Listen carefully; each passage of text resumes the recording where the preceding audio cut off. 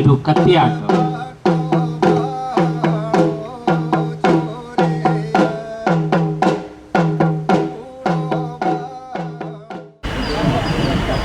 ಈ ದಿವಸದ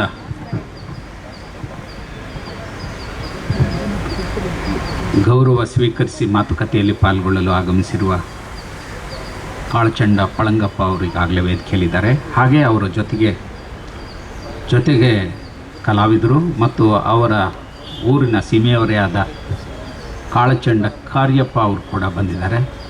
ಹಾಗೆ ನಮ್ಮ ಪರಿಷತ್ತಿನ ಅಧ್ಯಕ್ಷರು ದಯವಿಟ್ಟು ವೇದಿಕೆಗೆ ಬರಬೇಕು ಅಂತೇಳಿ ಕೇಳ್ಕೊತೀನಿ. ಪರಿಷತ್ತಿನ ಅಧ್ಯಕ್ಷರು ಈ ಕಾರ್ಯಕ್ರಮವನ್ನು ಹೀಗೆ ಹುಟ್ಟು ಹಾಕಿ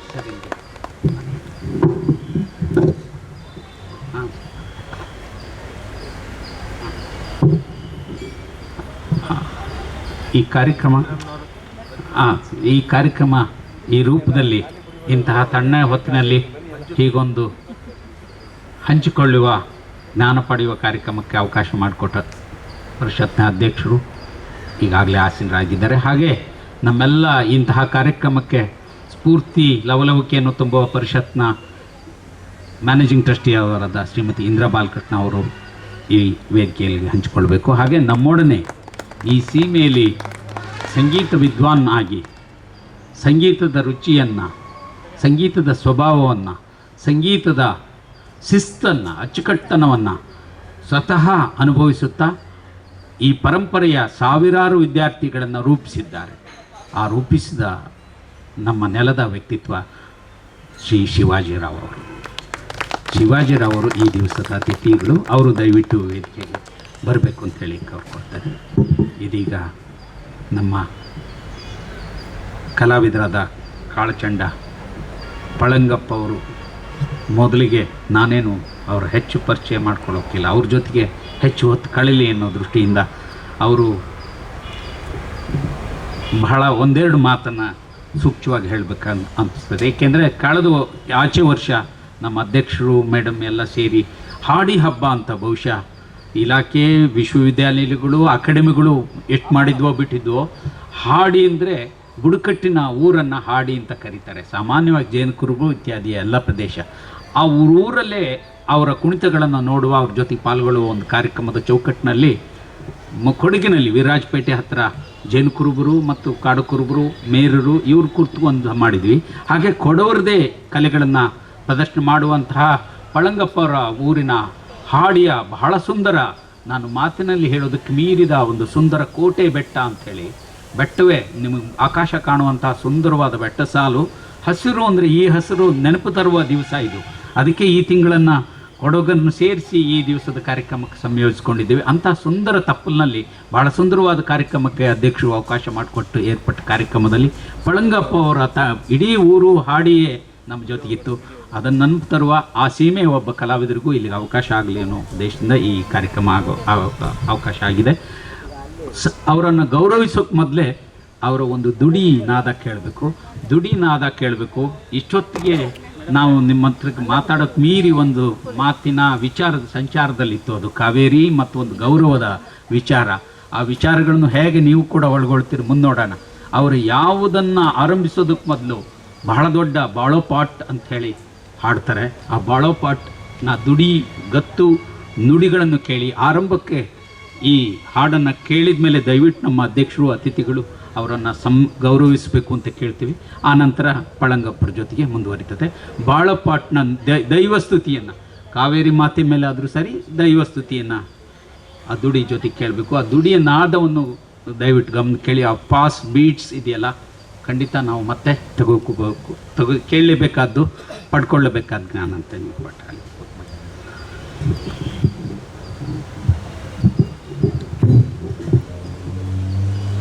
ಇವತ್ತಿನ ದಿನ ನಾವು ಕೊಡಗಿಂದ, ನಾನು ಕೊಡಗಿಂದ ಬಂದವನು.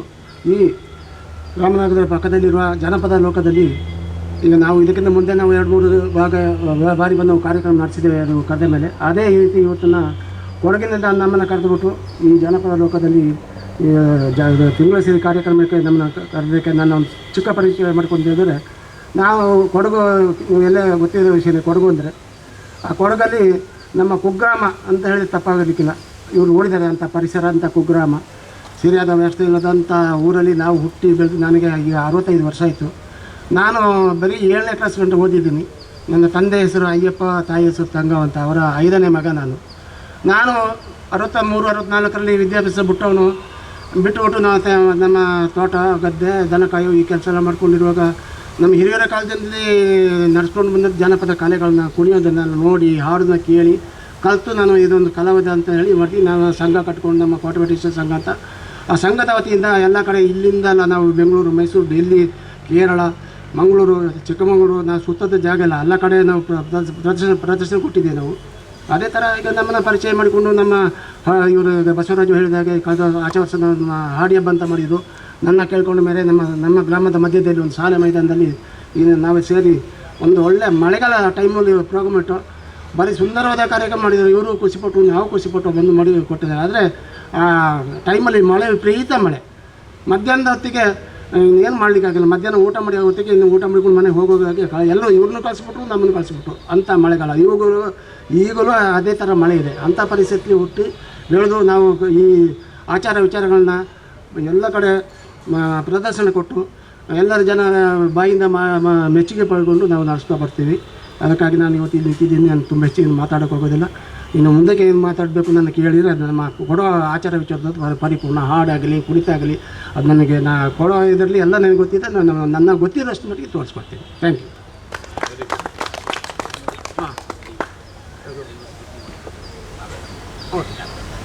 ದುಡಿದು ಈಗ ಹಾಡೋದು ನನಗೆ ಈಗ ನಿಮಗೆ ಕನ್ನಡ ಭಾಷೆಯಲ್ಲಿ ನಾನು ಹಾಡೋದಿಲ್ಲ, ನಮ್ಮ ಕೊಡೋ ಭಾಷೆಯಲ್ಲಿ ಹಾಡೋದು. ಆ ಹಾಡಲ್ಲಿ ಅರ್ಥ ಏನಂತ ಹೇಳಿದರೆ ಈಗ ಫಸ್ಟೇ ಹಾಡಿ ಹೇಳಬೇಕಾದ್ರೆ ಈಗ ನಾನು ಒಂದು ವರ್ಡ್ಸ್ ಹೇಳ್ತೀನಿ. ಈಗ ಹೌದಾ? ಈಗ ನೋಡಿ ನಾನೀಗ ಭಾಳ ಅಂತ ಹೇಳ್ತೀನಿ. ಈಗ ಭಾಳ ನಂಗಡ ಅಂತ ಭಾಳ ನಂಗಡ ಅಂತ ಇದೆಲ್ಲ ನಮ್ಮದೇ. ಈಗ ನಮ್ಮದೇ, ನಂದಲ್ಲ, ಎಲ್ಲ ನಮ್ಮದು. ಅದಕ್ಕೆ ಭಾಳ ನಂಗಡ. ದೇವರು ನಮ್ಮ ಜೊತೆ ಬಾಳಬೇಕು. ಪಟ್ಟು ಬಾಳ ಸೂರ್ಯನೂ ಬಾಳಬೇಕು, ಚಂದ್ರನೂ ಬಾಳಬೇಕು, ಭೂಮಿ ಬಾಳಬೇಕು. ಅದಕ್ಕೆ ಭಾಳ ಅಂತ ಸ್ಟಾರ್ಟ್ ಮಾಡ್ಬೋದು. ಅದರ ಅರ್ಥ ಹೀಗೆ. ನಾವು ಕನ್ನಡದಲ್ಲಿ ಹೇಳೋದ್ರೆ ನಾವೆಲ್ಲ ಬಾಳಬೇಕು, ಇಲ್ಲಿ ಎಲ್ಲ ಬಾಳ್ತಾ ಇದ್ದೀವಿ. ಇದೆಲ್ಲ ನಮ್ಮದೇ. ಈಗ ಹಸಿರಾಗಿರ್ಬೋದು, ಒಣಗಿದೆ ಆಗಿರ್ಬೋದು, ನಾವು ಮನುಷ್ಯರೇ ಆಗೋದು, ಈ ಪ್ರಕೃತಿಯಲ್ಲಿ ಏನೆಲ್ಲ ಇದೆ ಅದೆಲ್ಲ ನಮ್ಮದು ಅಂತ ಸೇರಿಸಿ ಹಾಡೋದು ನಾವು. ಅದಕ್ಕೆ ಜನಪದ ಭಾಳ ಪಟ್ಟು ಅಂತ ಹೇಳೋದು. ಈಗ ಫಸ್ಟ್ ನಾವು ಕಾವೇರಿ ಮೇಲೆ ಒಂದು 4 ನೋಡಿ ಹೇಳೋದು. ಸ್ವಲ್ಪ ವಯಸ್ಸಾಗ್ತದೆ.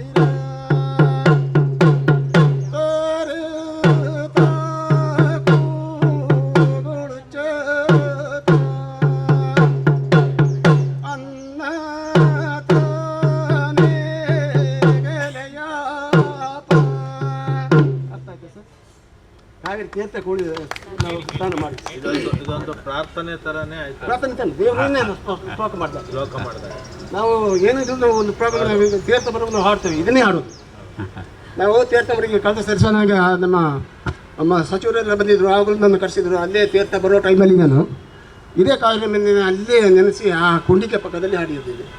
ಈ ಕಾವೇರಿ ಹಾಡಿದ್ದಕ್ಕೆ ನಾವು ಅಲ್ಲಿ ನಮ್ಮ ಫಲ ಏನು ಅಂತ ಹೇಳಿದರೆ, ಆ ತೀರ್ಥದಲ್ಲಿ ಸ್ನಾನ ಮಾಡಿದರೆ ನಾವು 7 ಜನ್ಮದಲ್ಲಿ ಮಾಡಿದ ಪಾಪ ಹೋಗುತ್ತದೆ, ಪಾಪ ಪರಿಹಾರ ಆಗುತ್ತದೆ.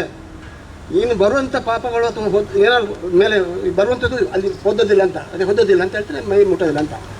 ಅಂಥ ಪವಿತ್ರ ಸ್ಥಾನ ಕಾವೇರಿ ತೀರ್ಥ. ಅದರಲ್ಲಿ ನಾವು ಸ್ನಾನ ಮಾಡಿದರೆ ನಮಗೆ ಅಂಥ ಫಲ ಸಿಗ್ತದೆ ಅಂತೇಳಿ ಇದರ ಅರ್ಥ. ಈಗ ನಾವು ಫಸ್ಟ್ ಹಾಡಿದ ನಾನು ಹೇಳಿದೆ ಹಾಗೆಯೇ ಎಲ್ಲರನ್ನ ನಾವು ಬಾಳಲಿ ಅಂತ ಹೇಳಿಬಿಟ್ಟು ಮತ್ತೆ ನಾವು ಈಗ ಸ್ಟಾರ್ಟ್ ಮಾಡೋದು ಕಾವೇರಿ ಮೇಲೆ. ಹಾಗೆ ನಮ್ಮ ಪಟ್ಟಣ ಕಾವೇರಿ ಇದೆ, ಭೂತಪ್ಪ ಇದೆ, ನಮ್ಮ ಕೊಡುಗೆಗೆ ಎಲ್ಲ ಕೀರ್ತಿ ತಂದವರು ಅಂಥವ್ರನ್ನೆಲ್ಲ ಹಾಡುಗಳ ರೂಪದಲ್ಲಿ ನಾವು ಈಗ ಹಾಡಿ ನಾವು ಕೊಂಡಾಡು. ಒಂದು ಆ ದೇವಸ್ಥಾನಕ್ಕೆ ಹೋದ್ರೆ ನಾವು ಫಸ್ಟ್ ಹಾಡ್ದೆ ಅದನ್ನೇ. ಈಗ ಕಾವೇರಿ ಹಾಡ್ದು ಇಗುತ್ತಪ್ಪನ ಹೋದ್ರೆ ಇಗುತ್ತಪ್ಪ ಹೇಗೆ ಹುಟ್ಟಿದ್ರು, ಹೇಗೆ ಬಂದರು ಕೊಡಗಿಗೆ, ಅಲ್ಲಿ ನೆಲೆ ನಿಂತು ನಮ್ಮ ಕೊಡಗಿಲಿ ಏನೆಲ್ಲ ಮಾಡಿದ್ದಾರೆ, ಈಗ ಅದರ ಬಗ್ಗೆ ಏನೆಲ್ಲ ಆಚಾರ ವಿಚಾರ ನಡೀತಿದೆ, ಹಬ್ಬಗಳು ನಡೀತಿದೆ, ಅದನ್ನೇ ಭಾಳ ಪಟ್ಟಲ್ಲಿ ಬರ್ತದೆ. ನಾವು ಅದನ್ನೆಲ್ಲ ನಾವು ಕಲಿತು ನಾವು ಕರಗತ ಮಾಡಿಕೊಂಡು ನಾವು ಸದಾ ಬೇಕಾದ್ರೆ ಬೆಳಗ್ಗೆ ಹಾಡುವಂಥ ಕಲಾವಿದರು. Thank you. ಈಗ ಪಳಂಗಪ್ಪ ಅವ್ರನ್ನ ಗೌರವಿಸಬೇಕು ಅಂತ ಹೇಳಿ ನಮ್ಮ ಅಧ್ಯಕ್ಷರು ಮತ್ತು ಅತಿಥಿ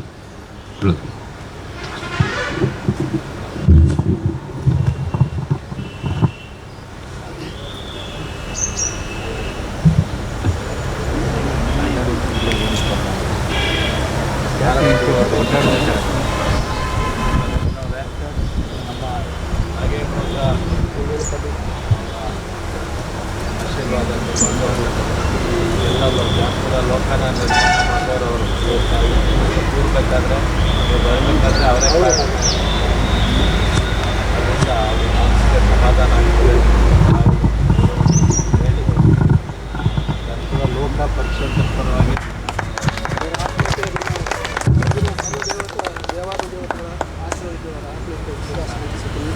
ಹಾಗೆ ನಮ್ಮ ಈ ಜನಪದ ಲೋಕದಲ್ಲಿ ಈಗ ಎಲ್ಲ ಗುರುತಿರುವ ಎಲ್ಲ ನಮ್ಮ ದೀರ್ಘಾಯಿಸಿಕೊಟ್ಟು ನೂರಾರು ಕಾಲ ಬಾಳುವಂಥ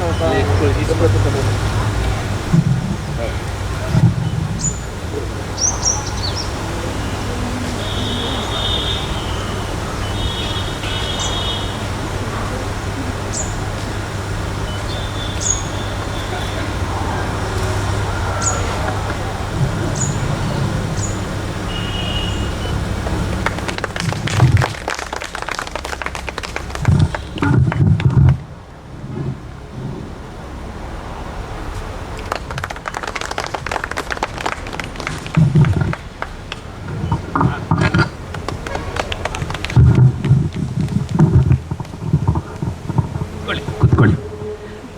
ಇವತ್ತಿನ ನಮ್ಮ ಅತಿಥಿ ನಮ್ಮ ಲೋಕದ ಆತ್ಮೀಯರು, ನಮ್ಮೆಲ್ಲರ ಆತ್ಮೀಯರಾದ ಸಂಗೀತ ವಿದ್ವಾನ್ ಶಿವಾಜಿರವರು ನಮ್ಮ ಈ ಕಾರ್ಯಕ್ರಮಕ್ಕೆ ಪ್ರೀತಿಪಟ್ಟು ಬಹುತೇಕ ಎಲ್ಲ ಕಾರ್ಯಕ್ರಮನೂ ನಮ್ಮ ಜೊತೆಗೆ ಪಾಲ್ಗೊಂಡಿದ್ದಾರೆ. ಇದ್ರ ಮೇಲಿನ ಪ್ರೀತಿ, ಲೋಕದ ಮೇಲಿನ ಪ್ರೀತಿ, ಸಂಗೀತ, ನೃತ್ಯ, ಸಾಂಸ್ಕೃತಿಕ ಕಲೆಗಳ ಮೇಲಿನ ಅವರ ಪ್ರೀತಿ, ಅಪ್ಯಾಯಮಾನತೆ, ಆಶ್ಚರ್ಯ ಹುಟ್ಟುಬಾಡುವ ಅವರ ಸ್ವಭಾವ ಯಾರೂ ಪ್ರೀತಿ ಹುಟ್ಟಿಸುವಂಥದ್ದು. ಅವರು ಸಂದರ್ಭವನ್ನು ಉದ್ದೇಶಿ ಕೆಲವು ಮಾತುಗಳನ್ನ ಆಡಬೇಕು ಅಂತ. ಈ ಸಂಸ್ಥೆಯ ಅಧ್ಯಕ್ಷರಾದಂತಹ ತಿಮ್ಮೇಗೌಡರೇ, ಟ್ರಸ್ಟಿಗಳಾದಂಥ ಶ್ರೀಮತಿ ಇಂದಿರಾ ಬಾಲಕೃಷ್ಣರವರೇ, ಪಳಂಗರಪ್ಪನವರೇ, ತಮ್ಮ ಹೆಸರೇನೋ ಗೊತ್ತು, ಕಾರ್ಯಪ್ಪನವರೇ, ಜನರಲ್ ಕಾರ್ಯಪ್ಪನವರು, ಜನರಲ್ ತಿಮ್ಮಯ್ಯನವರು, ನಾವು ನಮ್ಮ ದೇಶ ಕಂಡ ಅದ್ಭುತ ಸೇನಾಧಿಪತಿಗಳು. ನನಗೆ ಇಲ್ಲಿ ಸುಮಾರು ಒಂದು 5-6 ತಿಂಗಳಿಂದ ನಾನು ಸತತವಾಗಿ ಬರ್ತಾಯಿದ್ದೀನಿ.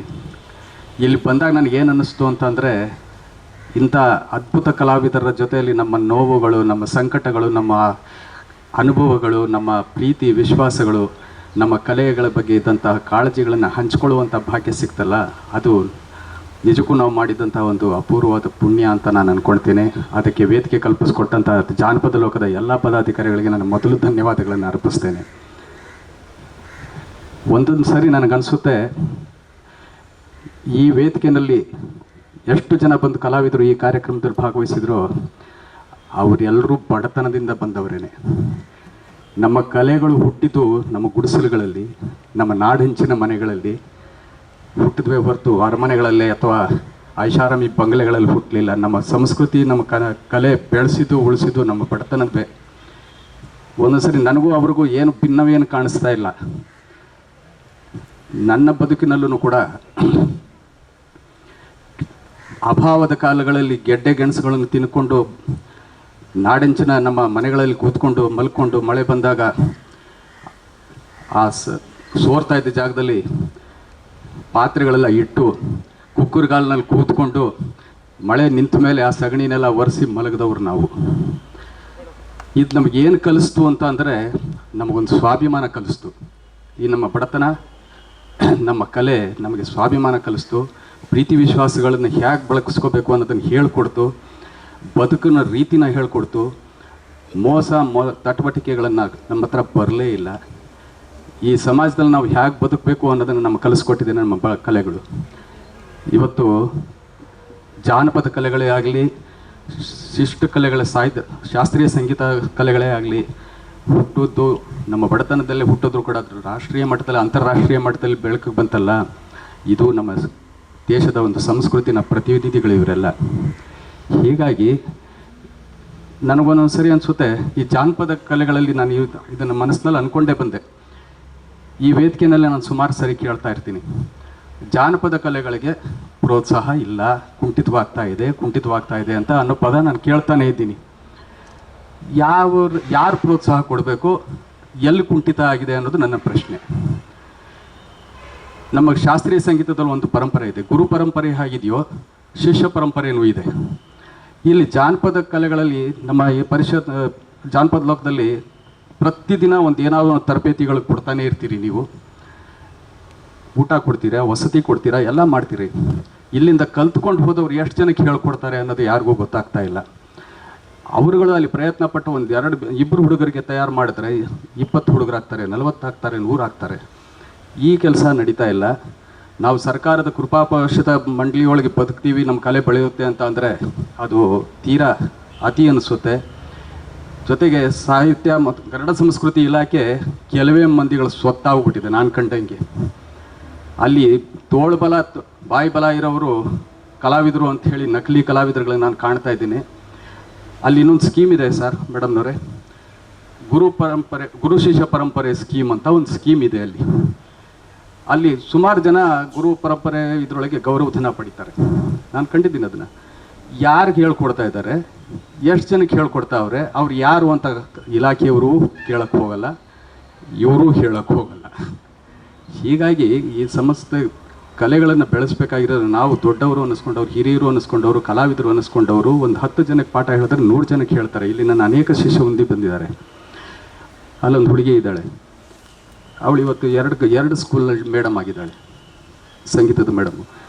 ಆ ಹುಡುಗಿ ಇದ್ದಾಳೆ, ಅಲ್ಲೊಂದು ಹುಡುಗಿ ಇದ್ದಾಳೆ, ಇಲ್ಲಿ ಸುಮಾರು ಜನ ಇದ್ದಾರೆ. ಇವರು 4 ಜನಕ್ಕೆ ಹೇಳಿ ನಮ್ಮ ಜಾನಪದ ಕಲಾವಿದರುಗಳನ್ನ ನಾನು ಕಳಕಳಿಯಿಂದ ಮನವಿ ಮಾಡ್ಕೊಳ್ತಾ ಇದ್ದೇನೆ. ನಮ್ಮ ಇಲ್ಲಿ ಚನ್ನಪಟ್ಟಣದಿಂದ ನನ್ನ ಮಿತ್ರರು ಬಂದಿದ್ದಾರೆ. ಚನ್ನಪಟ್ಟಣದಲ್ಲಿ ಆಗುವಷ್ಟು ಜಾನಪದ ಕಾರ್ಯಕ್ರಮಗಳು ನಮ್ಮ ಜಿಲ್ಲೆಯಲ್ಲಿ ಎಲ್ಲೂ ಆಗಲ್ಲ, ಅಷ್ಟೊಂದಿದೆ. ಹೀಗಾಗಿ ಆ ಕಲಾವಿದರುಗಳು ಯಾರಿದ್ದಾರೆ ಅವರು ಆಸಕ್ತಿ ಇರುವಂಥವ್ರಿಗೆ 4 ಜನಕ್ಕೆ ಕಲಿಸಿದ್ರೆ ಕಲೆ ಉಳಿಯುತ್ತೆ. ಸರ್ಕಾರದಿಂದ ಅನುದಾನ ಬರುತ್ತೆ ಅನ್ನೋ ದೃಷ್ಟಿಯಲ್ಲಿ ಇಟ್ಕೊಂಡು ಕಲೆ ಬರೋದಿಲ್ಲ ಅಂತ ನನ್ನ ವೈಯಕ್ತಿಕ ಅಭಿಪ್ರಾಯ. ಪಳಂಗಪ್ಪನವರೇ, ನಿಮಗೆ 65 ವರ್ಷ ಅಂದ್ರಿ, ನನಗೆ 70 ವರ್ಷ. ನಿಮಗೆ ಯಾವುದೇ ದೈಹಿಕ ಬಾಧೆಗಳಿಲ್ಲ ಅಂತ ನಾನು ಅಂದ್ಕೊಳ್ತೀನಿ. BP ಆಗಲಿ ಶುಗರ್ ಆಗಲಿ ಇಲ್ಲ ಅಂತ ಅಂದ್ಕೊಳ್ತೀನಿ. ನನಗೂ ಇಲ್ಲ. ಕಾರಣ ಏನು ಅಂತ ಅಂದರೆ ನಮ್ಮ ಕಲೆ ನಮ್ಗೆ ಅದು ಹೇಳ್ಕೊಟ್ಟಿದೆ. ಟೆನ್ಷನ್ ಮಾಡ್ಕೋಬೇಡ ಅಂತ ನಾನು ಹೆಂಡ್ತಿ ಗಲಾಟೆ ಮಾಡಿದ್ರು ನಾನು ಕೆಲವು ಸಲ ಸುಮ್ಮನೆ ಆಗ್ಬಿಡ್ತೀನಿ. ಜಗಳ ಆಡಲ್ಲ ಅಂತ ನಾನು ಹೇಳಲ್ಲ, ಆದರೂ ಕೂಡ ಟೆನ್ಷನ್ ಮಾಡ್ಕೊಳಗೋಗಲ್ಲ. ತಲೆ ಮೇಲೆ ತಲೆ ಬಿದ್ದಲಿ ಏನೂ ಆಗಲ್ಲ, ಅದಾಗೋದೇ ಆಗೋದು. ನಮ್ಮದು ಮಿತಿ ಮೀರಿ ಆಗೋದಿಲ್ಲ ಅಂತ ನಮ್ಮ ನಿರೀಕ್ಷೆ ಮೀರಿ. ಅದರಿಂದ ನಮ್ಮ ಆರೋಗ್ಯದ ದೃಷ್ಟಿ ಏನು ಅಂತಂದರೆ ನಮ್ಮ ತಾಳ್ಮೆ, ನಮ್ಮ ನೆಮ್ಮದಿ, ನಮ್ಮ ಸಂಸ್ಕೃತಿ, ನಮ್ಮ ಪ್ರೀತಿ ವಿಶ್ವಾಸಗಳು. ಇಂಥ ಹಿರಿಯರು ನಮ್ಮಂಥ ಪ್ರೀತಿ ವಿಶ್ವಾಸಗಳ ಆಶೀರ್ವಾದ ಮಾಡುವಂಥ ನನ್ನ ಆತ್ಮೀಯರು ಇವರೆಲ್ಲ ಇರೋದ್ರಿಂದ ನಾವು ಆರೋಗ್ಯವಾಗಿದ್ದೀವಿ. ತಿಮ್ಮಯ್ಯನವರೇ, ಪಳಂಗಪ್ಪನವರೇ, ನಿಮ್ಮ ಕಾರ್ಯಕ್ರಮಕ್ಕೆ ಕರೆಸಿದಂತಹ ನಮ್ಮ ಜಾನಪದ ಲೋಕದ ಎಲ್ಲ ರೂವಾರಿಗಳಿಗೆ ಧನ್ಯವಾದಗಳು ಹೇಳ್ತಾ, ನನ್ನನ್ನು ಗುರುತಿಸಿ ಇಲ್ಲಿ ಕರೆಸಿದ್ದೀರಲ್ಲ ನಾನು ಅನಂತ ಧನ್ಯವಾದಗಳನ್ನು ಹೇಳ್ತೇನೆ. ನಮಸ್ಕಾರ.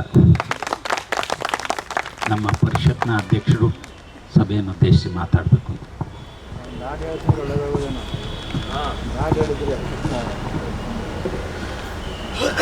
ಆತ್ಮೀಯರಾದಂಥ ಶ್ರೀ ಕಾಳಚಂಡ ಅಯ್ಯಪ್ಪ ಪಳಂಗಪ್ಪನವರೇ, ಇವತ್ತಿನ ಲೋಕಸಿರಿ ಕಾರ್ಯಕ್ರಮದ ಮುಖ್ಯ ಕೇಂದ್ರ ಬಿಂದುವರು,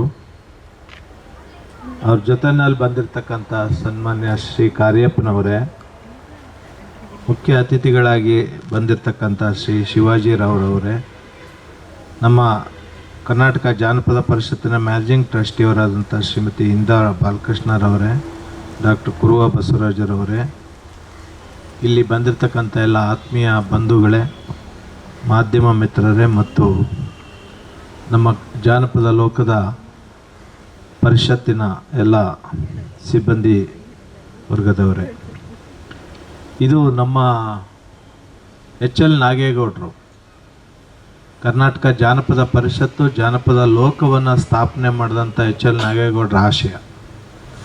ಅವ್ರ ಆಶಯ ಏನು, ಆಸೆ ಏನು ಅಂದರೆ ಜಾನಪದ ಲೋಕದಲ್ಲಿ ಕಲಾವಿದರನ್ನ ಗೌರವಿಸಬೇಕು ಅಂತ. ಇವತ್ತು ಅವರ ಆಶಯನ ಈಡೇರಿಸೋದಕ್ಕೋಸ್ಕರ ನಾವು ನಮ್ಮ ಮ್ಯಾನೇಜಿಂಗ್ ಟ್ರಸ್ಟಿಯವರು ಮತ್ತು ಎಲ್ಲ ನಮ್ಮ ಪದಾಧಿಕಾರಿಗಳು ಸೇರಿ, ನಮ್ಮ ಸಿಬ್ಬಂದಿ ವರ್ಗದವರೆಲ್ಲ ಸೇರಿ ಆ ಕೆಲಸವನ್ನು ಮಾಡ್ತಾಯಿದ್ದೀವಿ. ಬಹುಶಃ ಈ ಒಂದು ಲೋಕಸಿರಿ ಕಾರ್ಯಕ್ರಮ ಪ್ರತಿ ತಿಂಗಳು 2ನೇ ಶನಿವಾರ 4 ಗಂಟೆಗೆ ನಿಯಮಿತವಾಗಿ ನಡೀತಾ ಇದೆ.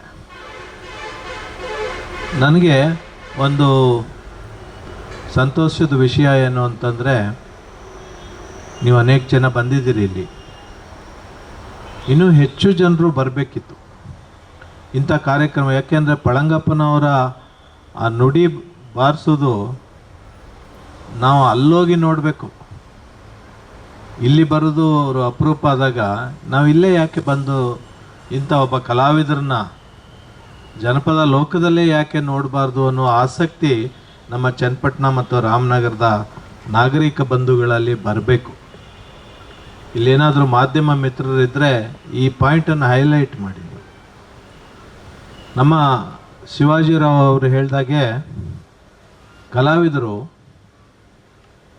ಬಡತನದಿಂದ ಬಂದರೂ ಸಹ ಗೌರವಯುತವಾಗಿ ಬದುಕ್ತಾ ಇರುವಂಥವ್ರು, ಆತ್ಮಗೌರವ ಉಳಿಸ್ಕೊಂಡು ನಮ್ಮ ಪಳಂಗಪ್ಪನವರು ಅವರ ಒಂದು ವೃತ್ತಾಂತವನ್ನು ನಾವು ತಿಳ್ಕೊಂಡ್ರೆ, ಅವರು ಹುಟ್ಟಿದ್ದು ಮುಕ್ಕೋಡ್ಲು ಗ್ರಾಮದಲ್ಲಿ,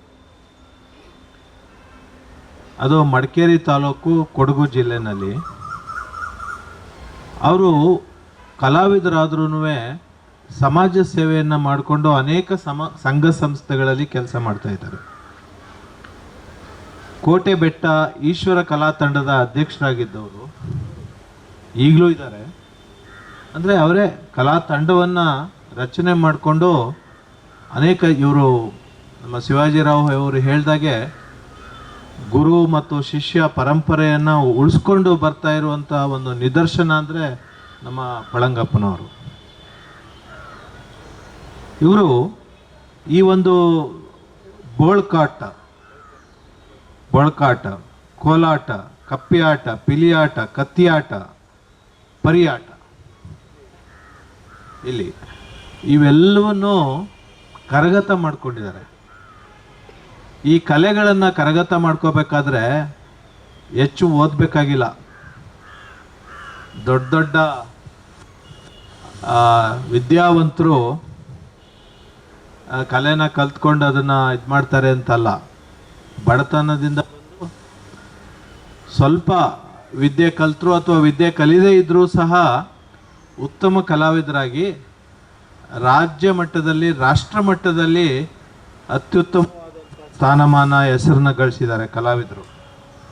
ಹಾಗಾಗಿ ನಮ್ಮ ಪಳಂಗಪ್ಪನವರು ಕೊಡಗು 2004ರಲ್ಲಿ ರಾಜ್ಯೋತ್ಸವ ಪ್ರಶಸ್ತಿಯನ್ನು ಪಡೆದಿದ್ದಾರೆ ಕೊಡಗು ಜಿಲ್ಲೆನಲ್ಲಿ.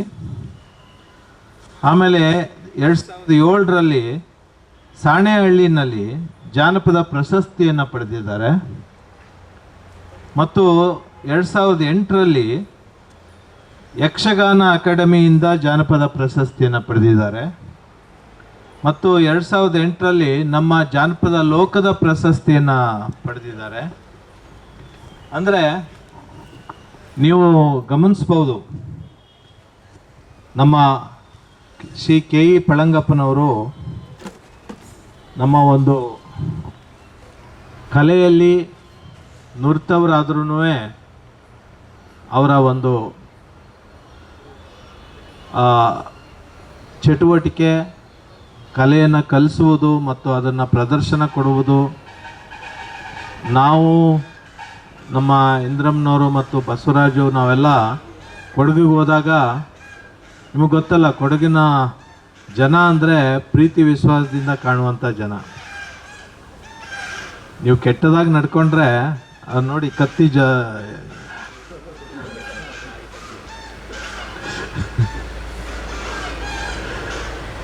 ಅಷ್ಟು ವೀರಾವೇಶ ಜೊತೆಗೆ ಧೈರ್ಯ. ನಮ್ಮಲ್ಲಿ ಭಾರತ ದೇಶದ ಅತ್ಯುನ್ನತವಾದಂತಹ ನಮ್ಮ ರಕ್ಷಣಾ ಕ್ಷೇತ್ರದಲ್ಲಿ ಇದ್ದಂಥವರು ಜನರಲ್ ಕಾರ್ಯಪ್ಪನವರು, ಜನರಲ್ ತಿಮ್ಮಯ್ಯನವರು, ಇವರೆಲ್ಲ ಕೊಡಗಿನವರು, ಕೊಡವರು.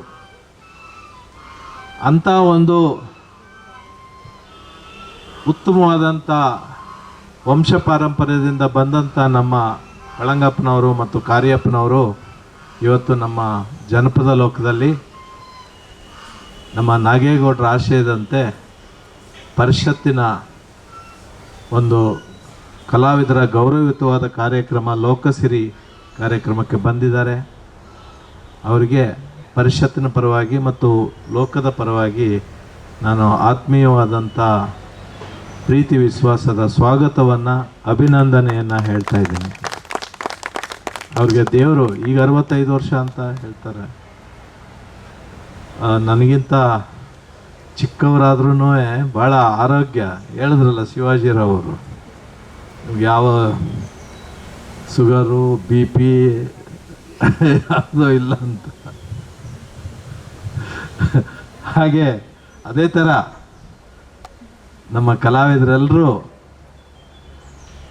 ಬಹುಕಾಲ ಯಾವುದೇ ತೊಂದರೆ ಇಲ್ಲದೇ ಬಾಳಲಿ. ಅವ್ರಿಗೆ ದೇವರು ಪಳಂಗಪ್ಪನವರು ಕಾರ್ಯಪ್ಪನವರು ಸೇರಿದಂತೆ ದೇವರು ಆಯುಸ್ಸು ಆರೋಗ್ಯವನ್ನು ಕೊಟ್ಟು ಚೆನ್ನಾಗಿ ಅವ್ರನ್ನ ಕಾಪಾಡಲಿ ಅಂತ ನಾನು ದೇವರಲ್ಲಿ ಕೇಳಿಕೊಂಡು ನಾನು ಶುಭ ಹಾರೈಸಿ ನನ್ನ ಮಾತನ್ನು ಮುಗಿಸ್ತೇನೆ. ನಮ್ಮ ಪರಿಷತ್ನ ಮ್ಯಾನೇಜಿಂಗ್ ಟ್ರಸ್ಟಿಯವರಾದ ಶ್ರೀಮತಿ ಇಂದಿರಾ ಬಾಲಕೃಷ್ಣ ಅವರು ಕೆಲವು ಮಾತುಗಳು.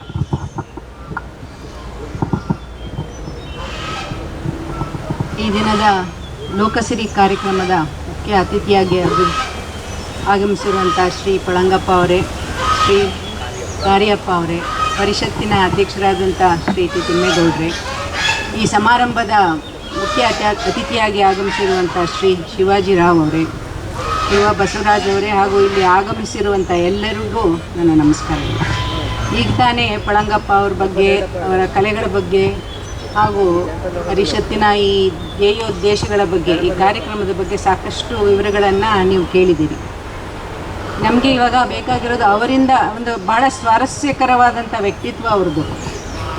ಯಾವುದೇ ಜಾನಪದ ಕಲೆ ಆಗಲಿ, ಯಾವುದೇ ಇಡೀ ದೇಶದಲ್ಲಿ ಆಯಾ ಜಾನಪದ ಕಲೆಗಳು ಆಯಾ ಒಂದು ಸ್ಥಳೀಯವಾಗಿ ಅವರು ಆಧರಿಸಿರುವಂಥ ಒಂದು ಅವರ ವೇಷಭೂಷಣಗಳಿರ್ಬೋದು, ಅವರ ವೃತ್ತಿ ಇರ್ಬೋದು, ಅದರ ಮೇಲೆ ಅವರ ಕಲೆಗಳು ಕೂಡ ಒಂದು ಪ್ರಚಾರ ಪಡ್ಕೊಳ್ತೀವಿ. ಅಂದರೆ ಅವರ ವೇಷಭೂಷಣಗಳಲ್ಲಿ ಕೂಡ ಈಗ ತಮಟೆ ಬಾರಿಸುವವರ ಒಂದು ಏನು ಅವರ ಒಂದು ವೃತ್ತಿ ಏನಿದೆ, ಅದರಲ್ಲಿ ಸಿಗುವಂಥ ಸಾಮಾನುಗಳನ್ನು ಅವರನ್ನು ಉಪಯೋಗಿಸ್ಕೊಂಡು, ಚರ್ಮವನ್ನು ಉಪಯೋಗಿಸ್ಕೊಂಡು ಅವರು ತಯಾರು ಮಾಡ್ಕೊಳ್ತಾರೆ ಅವರ ಒಂದು ಇದನ್ನು. ಅದೇ ರೀತಿ ಕೂರ್ಗ್ನಲ್ಲಿ ನಿಮಗೆ ಗೊತ್ತಿರೋ ಹಾಗೆ ಅಲ್ಲಿರುವವರೆಲ್ಲ ಇಡೀ ಒಂದು ದೇಶದ ಸೈನ್ಯದಲ್ಲಿ ಆಗಲಿ ಒಂದು ವೀರಾವೇಶದ ಪರಂಪರೆಯಿಂದ ಬಂದಂಥವರು, ಕೂರ್ಗಲ್ಲಿ ಹುಟ್ಟಿದಂಥ ಜನ.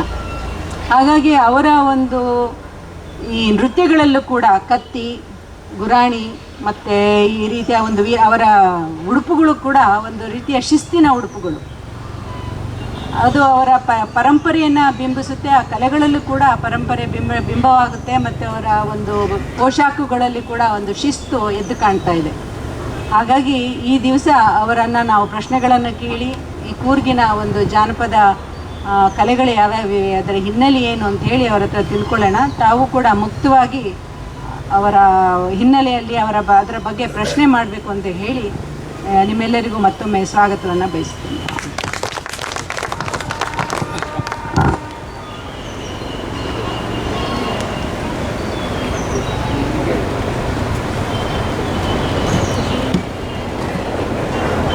ಈಗ ಮುಖ್ಯ ಕಾರ್ಯಕ್ರಮ ಈಗ ಆರಂಭಗೊಳ್ತದೆ. ಪಳಂಗಪ್ಪ ಅವ್ರ ಬಗ್ಗೆ ಈಗ ನೋಡಿದಿರಿ.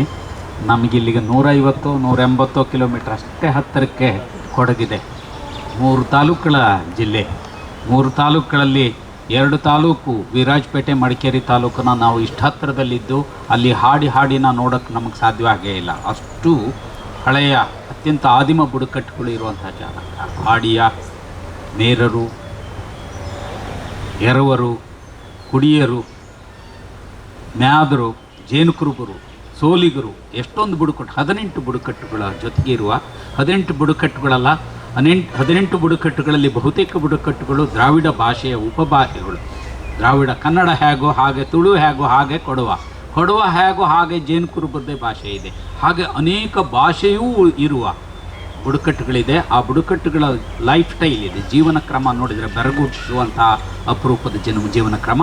ಅದರಲ್ಲಿ ಹೆಚ್ಚು ಶಕ್ತಿಯುತವಾಗಿ, ಎಕನಾಮಿಕಲಿ ಹೆಚ್ಚು ಶಕ್ತಿಯುತವಾಗಿರೋದ್ರಿಂದ ಅವರ ಬುಡಕಟ್ಟಿನ ಗುಣಗಳನ್ನೆಲ್ಲವನ್ನೂ ಉಳಿಸ್ಕೊಂಡು ವೇಷಭೂಷಣದಲ್ಲಿ ಪೀಚು ಕತ್ತಿ ಸಣ್ಣದಿತ್ತು, ಈಗ ಬೆಳ್ಳಿದಾಗಿರುತ್ತೆ.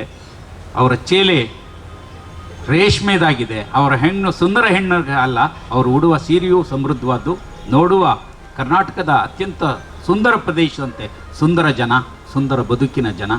ಪಳಂಗಪ್ಪನ ಜೊತೆಗೆ ಇವತ್ತು ಹೋಗೋಣ. ಮೊದಲಿಗೆ ಅವರು ಕೆಲವು ಕಲೆಗಳನ್ನು ನೋಡೋಣ. ಮೊದಲು ಅವರ ಬೊಳಕ್ ಅಂದರೆ ಕೊಡುವ ಭಾಷೆಯಲ್ಲಿ ದೀಪ ಅಂತ. ದೀಪ ಅವರ ಬಹಳ ಮುಖ್ಯವಾದ ದೈವ. ಆ ಯಾವುದೇ ದೈವದ ಸುತ್ತ ಒಂದು ತೂಗು ದೀಪ ಇರ್ತದೆ, ಸಾಮಾನ್ಯವಾಗಿ ಹಿತ್ತಾಳೆದಿರ್ತದೆ. ಅವರ ದೀಪ, ಆ ದೀಪದ ಸುತ್ತ ಕುಣಿತವೆ. ಬೊಳಕ್ ಆರ್ಟ್ ಅಂದರೆ ಆಟ ಅಂತ ಅಷ್ಟೇ. ನಮ್ಮ ತೊಗಲುಗೊಂಬೆ ಆಟ, ಸೂತ್ರಗೊಂಬೆ ಆಟ, ಹಾಗೆ ಕೇರಳದಲ್ಲಿ ಕೂಡ ಆಟ ಅಂತಿದೆ, ದ್ರಾವಿಡ ಭಾಷೆಗಳಿರೋ ಹಾಗೆ. ಅವರ ಎಲ್ಲ ಕಲೆಗಳು ಆಟ ಅನ್ನೋ ಅದ್ಭುತ ಪದ, ಅದು ದ್ರಾವಿಡ ಭಾಷೆಯ, ಅದ್ರ ಜೊತೆಗೆ ಸಿಗುತ್ತೆ. ಹಾಗಾಗಿ ನೀವು ಬೊಳಕ್ ಆರ್ಟ್, ಕತ್ತಿ ಆರ್ಟ್, ಕತ್ತಿಯಿಂದ ವರ್ಷೆ ತೋರಿಸುವ ಆರ್ಟ್, ಹಾಗೆ ಅನೇಕ ಕಲೆಗಳನ್ನು ನೀವು ಇದ್ರ ಜೊತೆಗೆ ನೋಡ್ತೀರಿ. ಈಗಾಗಲೇ ಇಲ್ಲದೆ ಇರೋ ಕೊಂಬಾಟ್ ಅನ್ನೋದು ಕೂಡ, ಜಿಂಕೆ ಕೊಂಬನ್ನು ಇಟ್ಕೊಂಡು ಕುಣಿಯುವಂಥ ಆರ್ಟ್ ಇತ್ತು. ಅಲ್ಲದೆ ಅವರ ದುಡಿ ಪಾಟ್, ಮದುವೆ ಪಾಟ್, ಹೀಗೆ ಅನೇಕ ಪಾಟ್ ಅಂದರೆ ಹಾಡು ಅಷ್ಟೇ. ಆ ಹಾಡುಗಳನ್ನು ಕೂಡ ನೋಡ್ಬೋದು. ಒಂದು ನಮ್ಮದೇ ಅಣ್ಣ ತಮ್ಮ ಅಥವಾ ಅಕ್ಕ ತಂಗಿಯರಂಥ ಭಾಷೆಯ ಸ್ವಭಾವ ಅಲ್ಲಿ ಇಷ್ಟೊಂದು ಸಮೃದ್ಧ. ನೀವು ಎಷ್ಟು ದಿವಸ ಕೇಳೋಕ್ಕೆ ಸಾಧ್ಯ ಇದೆ ಹೇಳಿ, ಅಷ್ಟೊತ್ತು ಹಾಡಬಲ್ಲಿ ಅನ್ನೋದು ನಮಗೆ ಪಳಂಗಪ್ಪ ಅವ್ರ ಮುಂದೆ ಕೇಳ್ತಾ ಇದ್ದೀವಿ. ಅಂದರೆ ಒಂದು ಚಿಕ್ಕ ಪ್ರದೇಶದಲ್ಲಿರೋ ಭಾಷೆ ಕೂಡ ಇಷ್ಟು ಸಮೃದ್ಧತೆ ಇರೋದನ್ನು ಗಮನಿಸ್ತಾ ಇದ್ದೀವಿ. ನೀವೇನು ಈಗ ಕತ್ತಿ ಏನು ಶುರು ಮಾಡ್ತೀರಿ?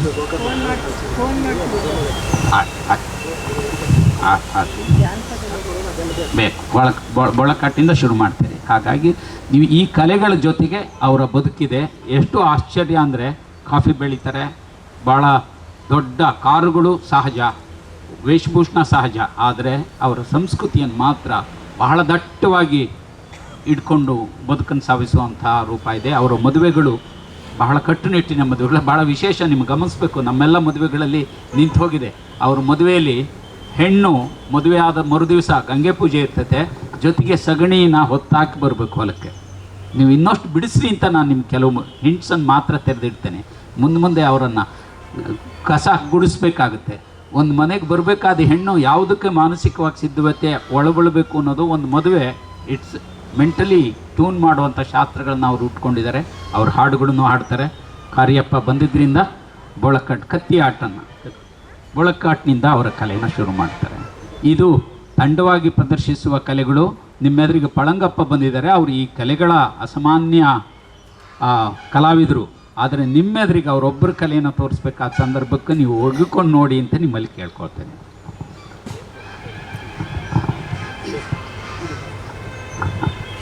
ಬೊಳಕಾಟ್ ನಾನು ಫಸ್ಟಾಗಿ ಮಾತಾಡಿದೆ.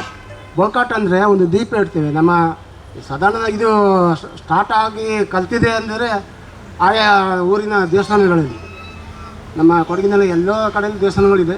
ಆದರೂ ಮುಖ್ಯವಾಗಿ ನಮ್ಮ ಮಡಿಕೇರಿಯಿಂದ ಮೇಲೆ ಭಾಗದ ನಾಡುಗಳಲ್ಲಿ ಎಲ್ಲ ಟೆಂಪಲ್ಗಳಲ್ಲಿ ಹಬ್ಬ ಆಗುವ ದೇವಸ್ಥಾನಗಳಲ್ಲಿ ಅಲ್ಲಿ ದೇವರಿಗೆ ಫಸ್ಟ್ ಒಂದು ದೇವರು ಗುಡಿಯ ಒಳಗೆ ಅಲ್ಲದೆ ಹೊರಗಡೆ ವೆರಾಂಡದಲ್ಲಿ ಜಗಲಿಯಲ್ಲಿ ಫಸ್ಟು ದೇವರಿಗೆ ದೀಪ ಇಡ್ತೀವಿ. ಆ ದೀಪದ ಮುಂದೆ 4 ಜನ ನಿಂತು ಬಾಳಪಟ್ಟು ಇದು ದುಡಿಯನ್ನು ಬಾರಿಸ್ಕೊಂಡು ಹಾಡುವಾಗ ಅದಕ್ಕೆ ತಕ್ಕಂಥ ನೃತ್ಯ.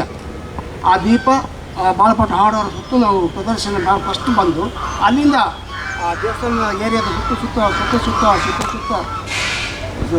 ರಾತ್ರಿ ಒಂದು 10 ಗಂಟೆ ದೇವಸ್ಥಾನ ಸೇರಿದರೆ ಬೆಳಗ್ಗೆ 10 ಗಂಟೆವರೆಗೂ ಕುಡಿಯಬೇಕು. ಆವಾಗ ಬಾಳ್ಪಾಟು ಇರ್ತದೆ, ಕುಣಿತದೆ ಅಷ್ಟೇ. ಬಾಳ್ಕಾಟ ಅಂದರೆ ಒಂದೇ ಥರದ ಕುಣಿತಾರೆ, 14-15 ಥರದ ಕುಣಿತದೆ, ಎಲ್ಲ ಒಂದೊಂದು ಥರದ ಕುಣಿತ. ಆ ಥರ ನಾವು ಕಲ್ತದ್ದು ನಮ್ಮ ತಂದೆ ಕಾಲದಲ್ಲಿ.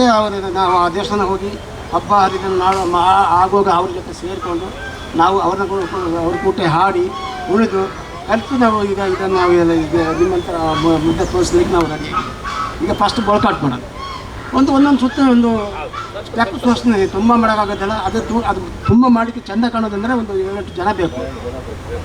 ಟ್ರ್ಯಾಕ್ ಸ್ವಲ್ಪ ದೊಡ್ಡದಾಗಬೇಕು. ಒಬ್ಬ ಮಾಡಿದ್ರೆ ನಿಮಗೆ ನೋಡಿಕೊಂಡು ಎಷ್ಟು ಗೊತ್ತಾಗ್ತದೆ, ಅದು ಚೆಂದ ಕಾಣೋದಿಲ್ಲ ಅಷ್ಟೇ.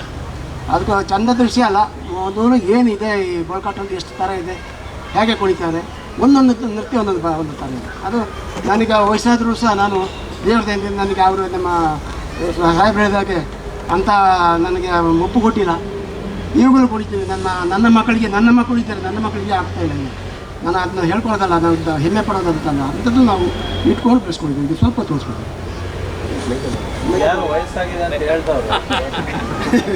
ಅಲ್ಲ, ನನ್ನ ಬೇಕಾದ್ರೆ ಡೇಟ್ ಆಫ್ ಬರ್ತೆ ಕೊಡ್ತೀನಿ. ಆಗೋದಿಲ್ಲ ನಿಜ.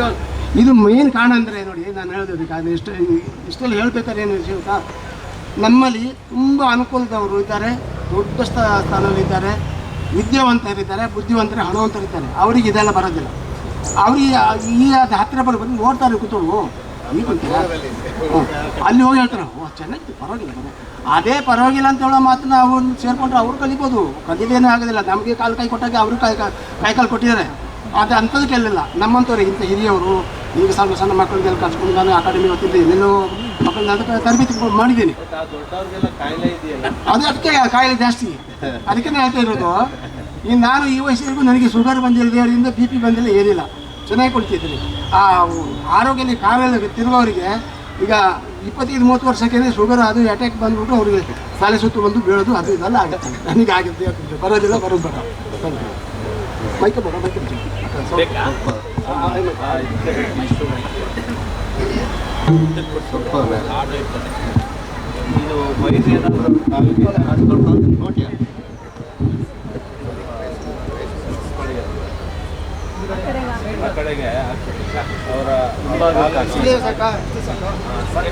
ನಾವಿನ್ನೂ ಇದಕ್ಕೆ ಹೋಗ್ಬೋದು. ನಾನು ಕುಳಿತ ನಮ್ಮದು ಅಯ್ಯೋ ನೀವು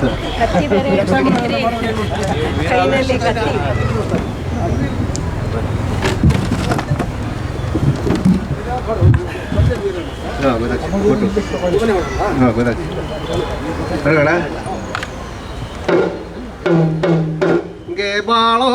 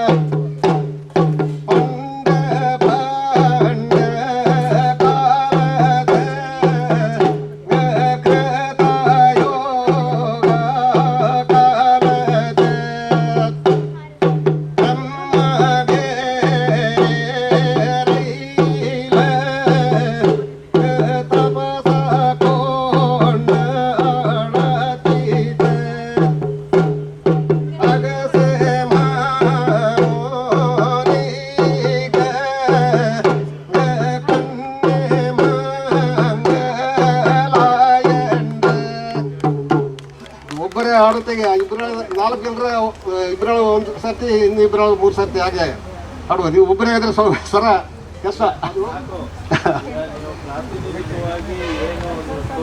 ಹೌದು, ನೀವು 4 ಜನ ದುಡಿ ನುಡಿಸ್ತಾ ಇರ್ತಾರೆ, 4 ಜನ ಹಾಡ್ತಾ ಇರ್ತಾರೆ. ಹೌದು, ಆವಾಗ ಆಯಾಸ ಅನ್ನೋದು ಗೊತ್ತೇ ಆಗಲ್ಲ. ಈಗ ವಯಸ್ಸನ್ನು ಮುಂದಕ್ಕೆ ಹೋಗ್ತಾ ಇರ್ತದೆ, ಅದೇನು ಸುಳ್ಳಲ್ಲ. ಆ ಕಾರಣಕ್ಕೆ ನಿಮ್ಮ ಕುಣಿತ ನೋಡ್ಬಿಟ್ಟು ಖುಷಿಯಾಗಿ ನಮ್ಮ ಪಕ್ಕದ ಹೋಟ್ಲಿಂದ ಗನ್ನಲ್ಲಿ ಶಾಟ್ ಹೊಡೆದ್ರು. ನಿಮ್ಗೆ ಗೊತ್ತಾ?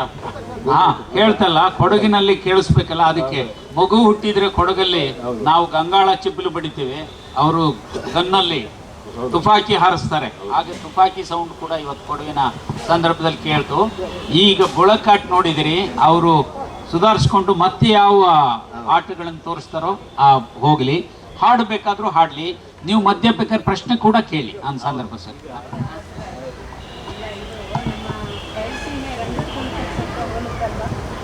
ರಂಗದ ಕುಣಿತ ಮುಂದೆ ಹಿಂದೆ ಹೋಗ್ತೇವೆ. ಕೊಡಗಿನ ಕಲೆಗಳು ಬಹಳ ಮೆದು ಅಂತೀವಿ. ಕೊಡಗು ಮತ್ತು ಓಣಂ ನೋಡ್ತೀವಿ ಕೇರಳದ. ಭಾಳ ಮೆದು ಲಾಲಿತ್ಯ. ಯಾವತ್ತೂ ಆ ಕುಣಿತಗಳು ಆ ಪ್ರದೇಶದ ವಾತಾವರಣದ ಗುಣಕ್ಕೆ ಸಕ್ಕಾಗಿರುತ್ತೆ. ಆ ದುಡಿಗತ್ತನ್ನು ನೀವು ಇಲ್ಲಿ ಕೇಳೋದು ಬತ್ತು ಆ ಮುಕ್ಕೊಡ್ಲಲ್ಲಿ ಕೇಳಿದರೆ ಆ ಬೆಟ್ಟ ವೈಬ್ರೇಷನ್ ಆದಾಗ ಆಗುತ್ತೆ. ನೀವು ಅಸ್ಸಾಮಿನ ಕುಣಿತಗಳನ್ನ ನೋಡಿದ್ರು ಕೂಡ ಅಸ್ಸಾಮಿನ ಕೊಳಲಿನ ಕೇಳಿದ್ರು ಕೂಡ ಆ ಬೆಟ್ಟದ ತಪ್ಪಲಿನ ನಾದ ಇದೆಯಲ್ಲ, ಆ ಮನೋಭೂಮಿಕೆಗೆ ಕಾರಣ ಆಗಿರೋದು ಗೊತ್ತಾಗುತ್ತೆ. ನಮ್ಮಲ್ಲಿ ಹಾಗೆ ತಮಟೆ ಹಾಗೆ ಹಾಕ್ಕೊಂಡು ಬಿರ್ಸಲ್ಲಿ ಕುಣಿಯುವಂಥದ್ದು ಬಹಳ ಕಡಿಮೆ ಇರ್ತದೆ. ಕುಣಿತಗಳು ವೆರೈಟಿ ಜಾಸ್ತಿ ಇದ್ದಾವೆ, ಆದರೆ ಹೆಜ್ಜೆಗಳ ಜೊತೆಗೆ ಅವರು ಆಡುವಂಥ ಆಟಗಳೇ ಹೆಚ್ಚು. ಭಾಳ ಮೆದುವಾಗಿ ಲಾಲಿತ್ಯವಾಗಿ ಓಡಾಡುವಂಥ ಕುಣಿತಗಳು ನೋಡ್ಬೋದು. ನೀವು ಎಲ್ಲ ಕುಣಿತಗಳು ಸುತ್ತು ಹಾಕೋದಿದೆ. ನಮ್ಮ ಬುಡಕಟ್ಟು ಕುಣಿತದ ಭಾಳ ಮುಖ್ಯವಾದ ಗುಣ ಸುತ್ತು ಹಾಕಿ ಕುಣಿಯುವಂಥದ್ದು. ಅದನ್ನು ಅವ್ರು ಇನ್ನೂ ಪಾಲಿಸ್ತಾ ಇದ್ದಾರೆ. ನಿಮಗೆ ಮತ್ತೆ ಯಾವಾಗ ಯಾವ್ದು ತೋರಿಸ್ಬೇಕು ಅನ್ಸುತ್ತೋ ತೋರಿಸಿ. ನಿಮಗೆ ಅದಕ್ಕೆ ಸೇರಿಸ್ಕೊಂಡು ಹೋಗೋಣ. ನೀವು ಟೀ ಕುಡಿಯೋದಾದರೂ ಕುಡೀರಿ. ಕಾಫಿ ಇರಲ್ಲ? ಎರಡು ಕಾಫಿ ಗ್ಲಾಸಲ್ಲಿ. ಹೌದು ಕೊಟ್ಬಿಡ್ತೇವೆ.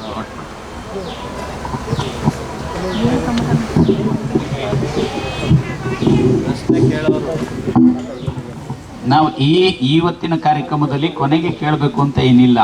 ಹಾಗಾಗಿ ಈಗ ಇದರ ನೆಲಗಟ್ಟು ಓಪನ್ ಆಗಿಬಿಟ್ಟಿರೋದ್ರಿಂದ ನಿಮ್ಮ ಅನಿಸಿದ ಹಾಗೆ ಮುಕ್ತವಾಗಿ ಕೇಳ್ತಾ ಹೋಗಿ.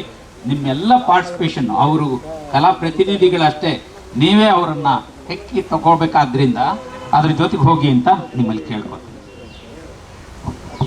ಪಳಂಗಪ್ಪನವ್ರೆ, ತಾವು ಈ ಕಲೆನ ಯಾವಾಗಿನಿಂದ ಕಲ್ತ್ರಿ? ಎಷ್ಟು ವಯಸ್ಸಿನಿಂದ?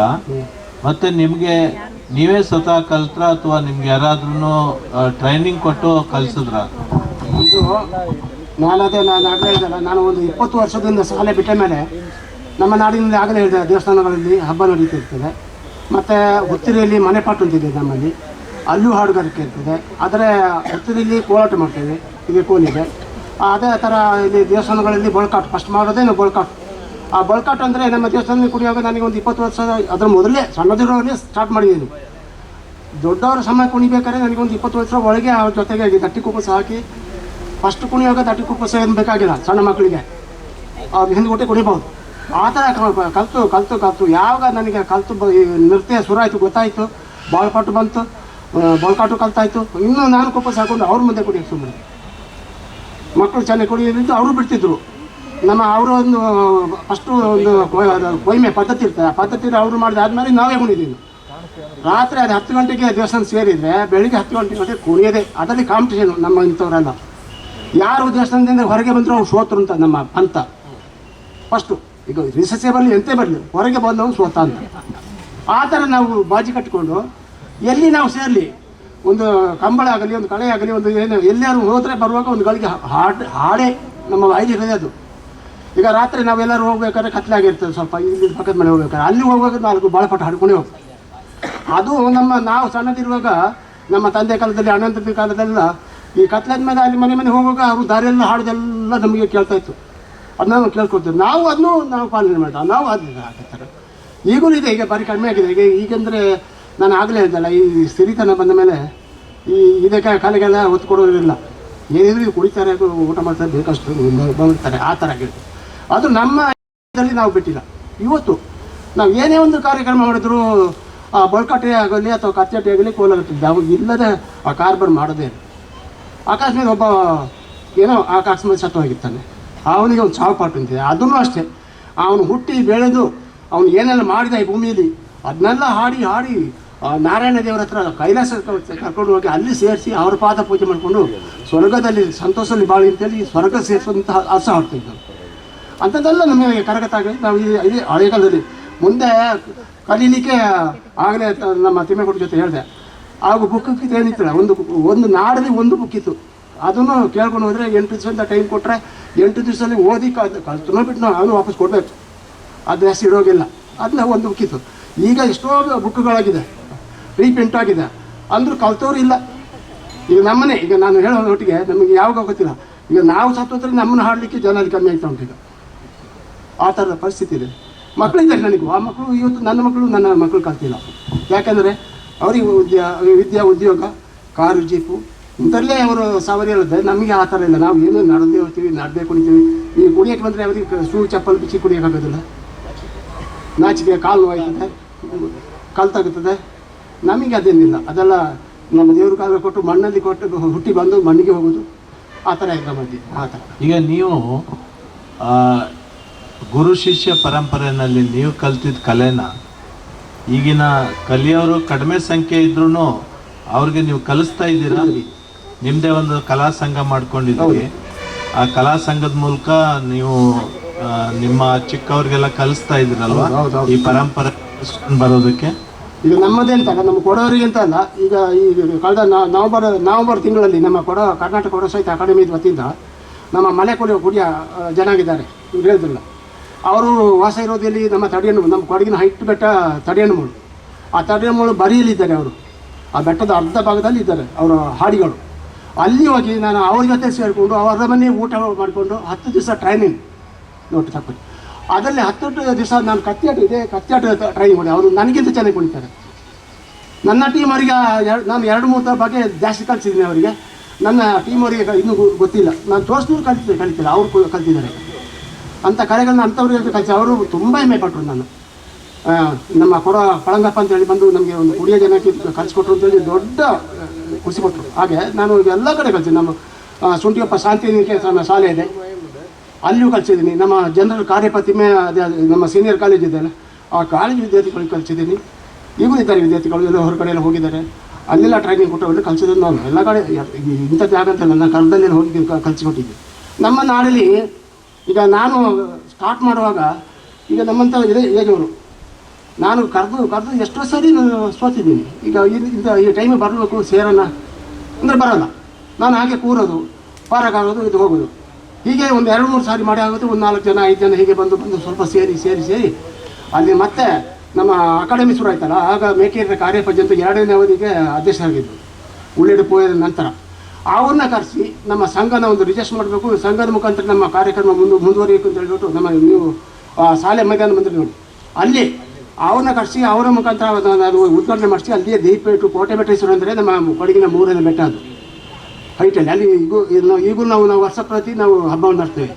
ಅದು ಈಶ್ವರ ದೇವರ ಟೆಂಪಲ್, ಪಾಂಡವರು ಕಟ್ಟಿದ ಟೆಂಪಲ್. ಅಲ್ಲಿ ಅದಕ್ಕೆ ಆ ಹೆಸರು, ಅದಕ್ಕೆ ಕೋಟೆಬೆಟ್ಟ ಈಶ್ವರ ಸಂಘ ಅಂತ ಹೆಸರು ಕಟ್ಟಿರೋದು. ಆ ಸಂಘನ ಕಟ್ಟಿ ಅದು ಅಲ್ಲಿಂದ ಉದ್ಘಾಟನೆ ಮಾಡಿದ್ಮೇಲೆ ಈಗ ಎಲ್ಲ ಸೇರಿ ಅಂತ ಹೇಳ್ದಲ್ಲಾಗಲ್ಲ, ಎಲ್ಲ ಕಡೆ ನಾವು ಸುತ್ತಿ ಬಂದಿದ್ದೀವಿ. ನಿಮ್ಮ ಹತ್ರ ನಿಮ್ಮಂಥವರ ಕಾಲ್ಬುಡದಲ್ಲೇ ಇದ್ದೀವಿ ನಾವು. ಅದೇ ಅದರಲ್ಲೂ ನಾನು ಒಂದು ಹೇಳಿದ್ರೆ, ನಾನೀಗ ನಿಜವಾಗಿಯೂ ನಾನು ಸ್ಮರಿಸೋದೇನೆಂದರೆ, ನಮಗೆ ಮುಖ್ಯ ಕಾರ್ಯಕರ್ತರು ನಮ್ಮ ತಾತ ನಾಗೇಗೌಡರು. ಈ ನಾಗೇಗೌಡರು ಆ ತಾತ ಆ ಕಾಲದಲ್ಲಿ ಹುಟ್ಟಿ ಬೆಳೆದು ನಮಗೇನೆ ಜೀವನ ನಡೆಸಿ ಇದನ್ನೆಲ್ಲ ಬೆಳೆಸಿ ಉಳಿಸಿ ಅವರು ನಮಗೆ ಬಿಟ್ಟುಕೊಟ್ಟು ಹೋಗಿದ್ದಾರೆ. ನಮಗೆಲ್ಲರಿಗೂ, ನಮಗೆಲ್ಲರಿಗೂ ಬಿಟ್ಟು ಹೋಗಿದ್ದಾರೆ. ಅವರಿಗೆ ನಾವು ಈಗ ಭಾಳ ಪಾಟಲು ಆಗಿದ್ದರೆ ನನ್ನ ಅದೇ ಪಾಟಲಿಂದ ಅವರ ಹೆಸರನ್ನು ಹೇಳಿ ಆ ಕೈಲಾಸದಲ್ಲಿ ಆ ನಾರಾಯಣನ ಸೇವೆಯನ್ನು ಸೇವೆ ಮಾಡಬೇಕು ಅಂತ ಹೇಳಿ ನೆನೆಸ್ಕೊಂಡು ನಾನು ಹಾಡ್ತಿದ್ದೀನಿ ಅಲ್ವಾ. ಆ ಥರ ನಾನು ಈಗಲೂ ನೆನೆಸೋದು. ಹಾಗೆಯೇ ನಮ್ಮ ನಾಗೇಗೌಡರು ಇವತ್ತು ಮರೆಯಾಗಿದ್ದರು, ನಮ್ಮ ಇಲ್ಲೆಲ್ಲ ಪಕ್ಕದಲ್ಲಿ ಇದ್ದಾರೆ. ಅವರು ನಿಜವಾಗಿಯೂ ನನ್ನ ಮನಸ್ಸಿಗೆ ಹಾಗೇನೆ ತೋರಿಸ್ತಾ ಉಂಟು. ಅವರು ಇಲ್ಲೆಲ್ಲ ಪಕ್ಕದಲ್ಲಿ ಈ ಕಾರ್ಯಕ್ರಮನ ನನ್ನ ಕರೆಸಿ ಮಾಡುವಾಗ ಅವರು ಕಣ್ಣಲ್ಲಿ ಏನೋ ನೋಡ್ತಿದ್ದಾರೆ. ನನಗೆ ಮನಸ್ಸಿಗೆ ತೋರ್ತಿದೆ. ಇಲ್ಲೇ ಇದ್ದಾರೆ. ಅದು ನಾವು ಫೋಟೋನ ಕಾಣ್ತಿದ್ದೀವಿ. ಅವರ ಆತ್ಮನೇ ಇಲ್ಲಿ ಇದೆ, ಇಲ್ಲೆಲ್ಲ ಪಕ್ಕದಲ್ಲಿ ಆತ್ಮನೇ ಇದೆ. ಅವರ ಆತ್ಮಕ್ಕೆ ಆ ವೈಕುಂಠದಲ್ಲಿ ಶ್ರೀಮನ್ನಾರಾಯಣ 14 ಲೋಕದ ಅಧಿಪತಿ, ನಿಮಗೆ ಗೊತ್ತಿರ್ಬೋದು, ಓದಿದ್ರಿ. ಅವರ ಆ ವೈಕುಂಠದಲ್ಲಿ ಅವರಿಗೆ ಒಳ್ಳೆ ಸ್ಥಾನಮಾನ ಕೊಟ್ಟು ದೇವರಿಗೆ ನಿತ್ಯ ಆ ಹೂತೋಟದಲ್ಲಿ ಸಾವಿರಾರು ಹೂವುಗಳಿರ್ತವೆ. ಆ ಹೂವುಗಳಲ್ಲಿ ಮಧ್ಯದಲ್ಲಿ ಹೂವಾಗಿ ಆ ಹೂವನ್ನ ಮುಡ್ಕೊಂಡು ಹೋಗಿ ಆ ನಾರಾಯಣ ದೇವರ ಪಾದಕ್ಕೆ ಇಟ್ಟು ಆ ಪೂಜೆ ಮಾಡಿದರೆ, ಆ ಪೂಜೆ ಮಾಡುವಾಗ ಅದೇ ನಮ್ಮ ನಾಗೇಗೌಡರು ಅಲ್ಲಿ ಪೂಜಾರಿಯಾಗಿರ್ತಾರೆ. ಅವ್ರ ಪಾದಕ್ಕೆ ಪೂಜೆ ಮಾಡಿಕೊಂಡು ಅವರ ತಲೆಯಲ್ಲಿ ಇಟ್ಟಂಥ ಹೂ ಬಾಡದೆ ಯಾವಾಗಲೂ ಅವರ ಆತ್ಮ ಚಿರಶಾಂತಿಯಲ್ಲಿದ್ದು ನಮ್ಮನ್ನು ಎಲ್ಲ ಸಾಕಿ ಇಲ್ಲಿ ಬೆಳಗಿಸಿದ್ದೇಳಿ ನಾನು ಅವರ ಆತ್ಮಕ್ಕೆ ಸುಖ ಶಾಂತಿಯನ್ನು ಬಯಸ್ತೇನೆ.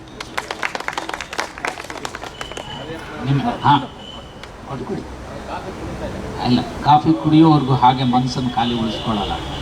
ನೀವು ಅವ್ರ ಬಗ್ಗೆ ಹೇಳ್ತಾ ಹೋಗೋದು ಕೇಳ್ತಾ ಇದ್ದೀರಿ. ಭಾಳ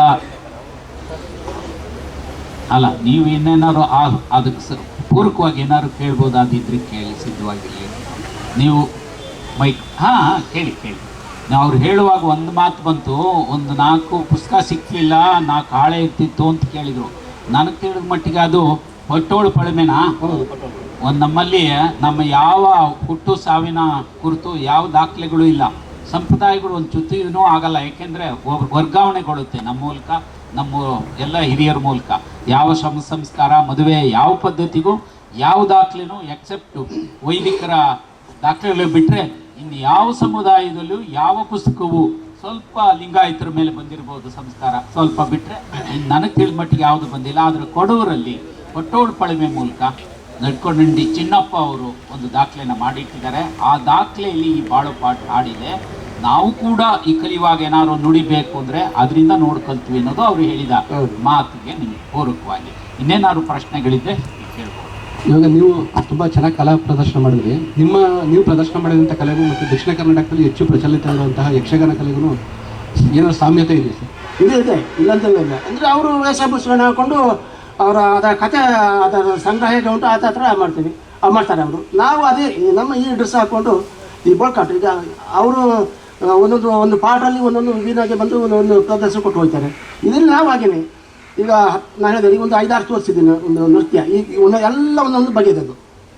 ಅದೇ ಥರ ಈಗ 13-14 ಥರ ಬಗೆ ಆ ಬೋಳ್ಕಾಟಲ್ಲೇ ಇದೆ.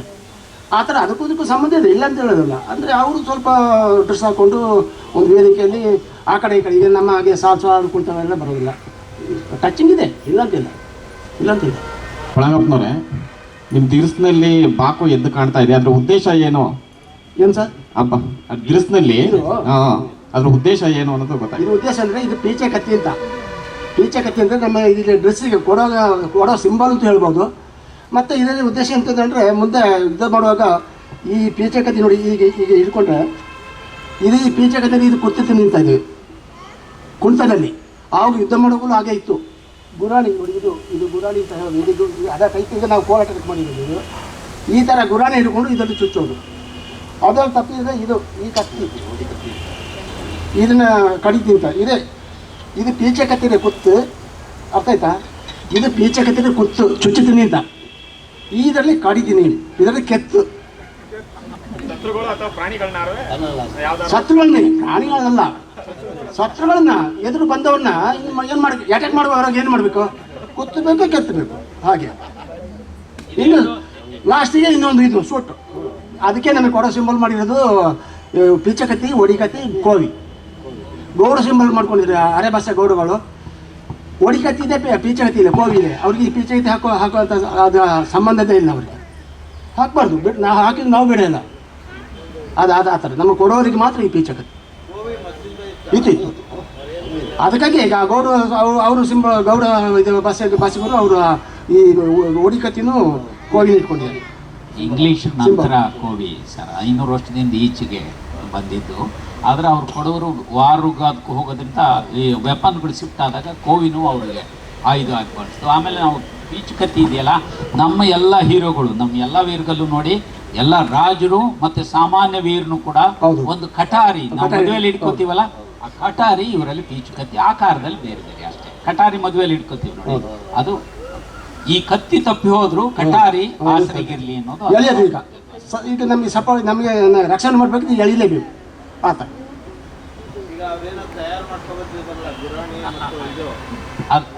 ತೋರಿಸಿ ಅದು ಕತ್ತಿ ಆಟ ನೋಡಿ. ಈಗ ಇದರಲ್ಲಿ ಇದು ಕತ್ತಿ ಆಟದಲ್ಲಿ ಇದು ಕುತ್ತಿತೀನಿ, ಇದರಲ್ಲಿ ಕೆತ್ತಿದೆ ಅಂತ.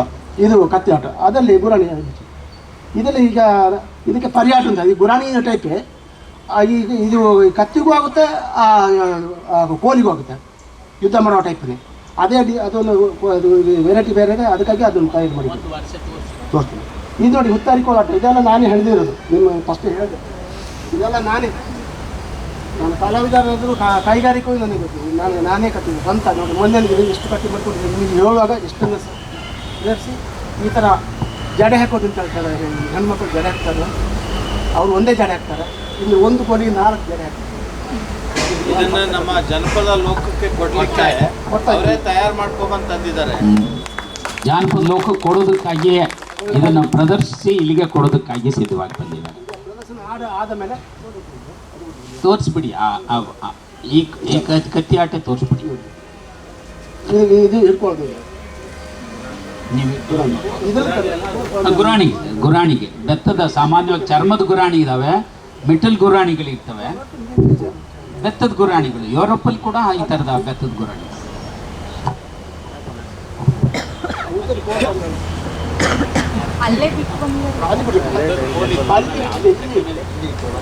ನಿಮ್ಮ ಆಫೀಸ್ ಹತ್ರ ಕಂಬಕ್ಕೆ ಟ್ಯಾಕ್ಸಿ ಯಾರು ಕಳ್ಸಿದ್ದಾರೆ? ಆ ಕಂಬದ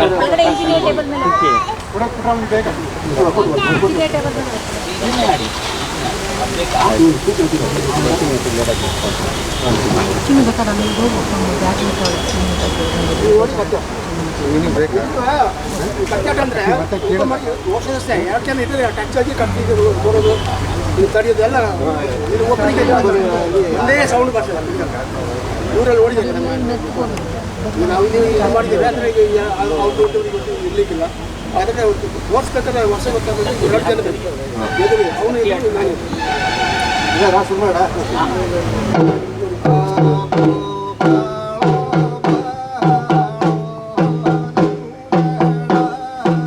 ಇದು ಕತ್ತಿ ಆಟ.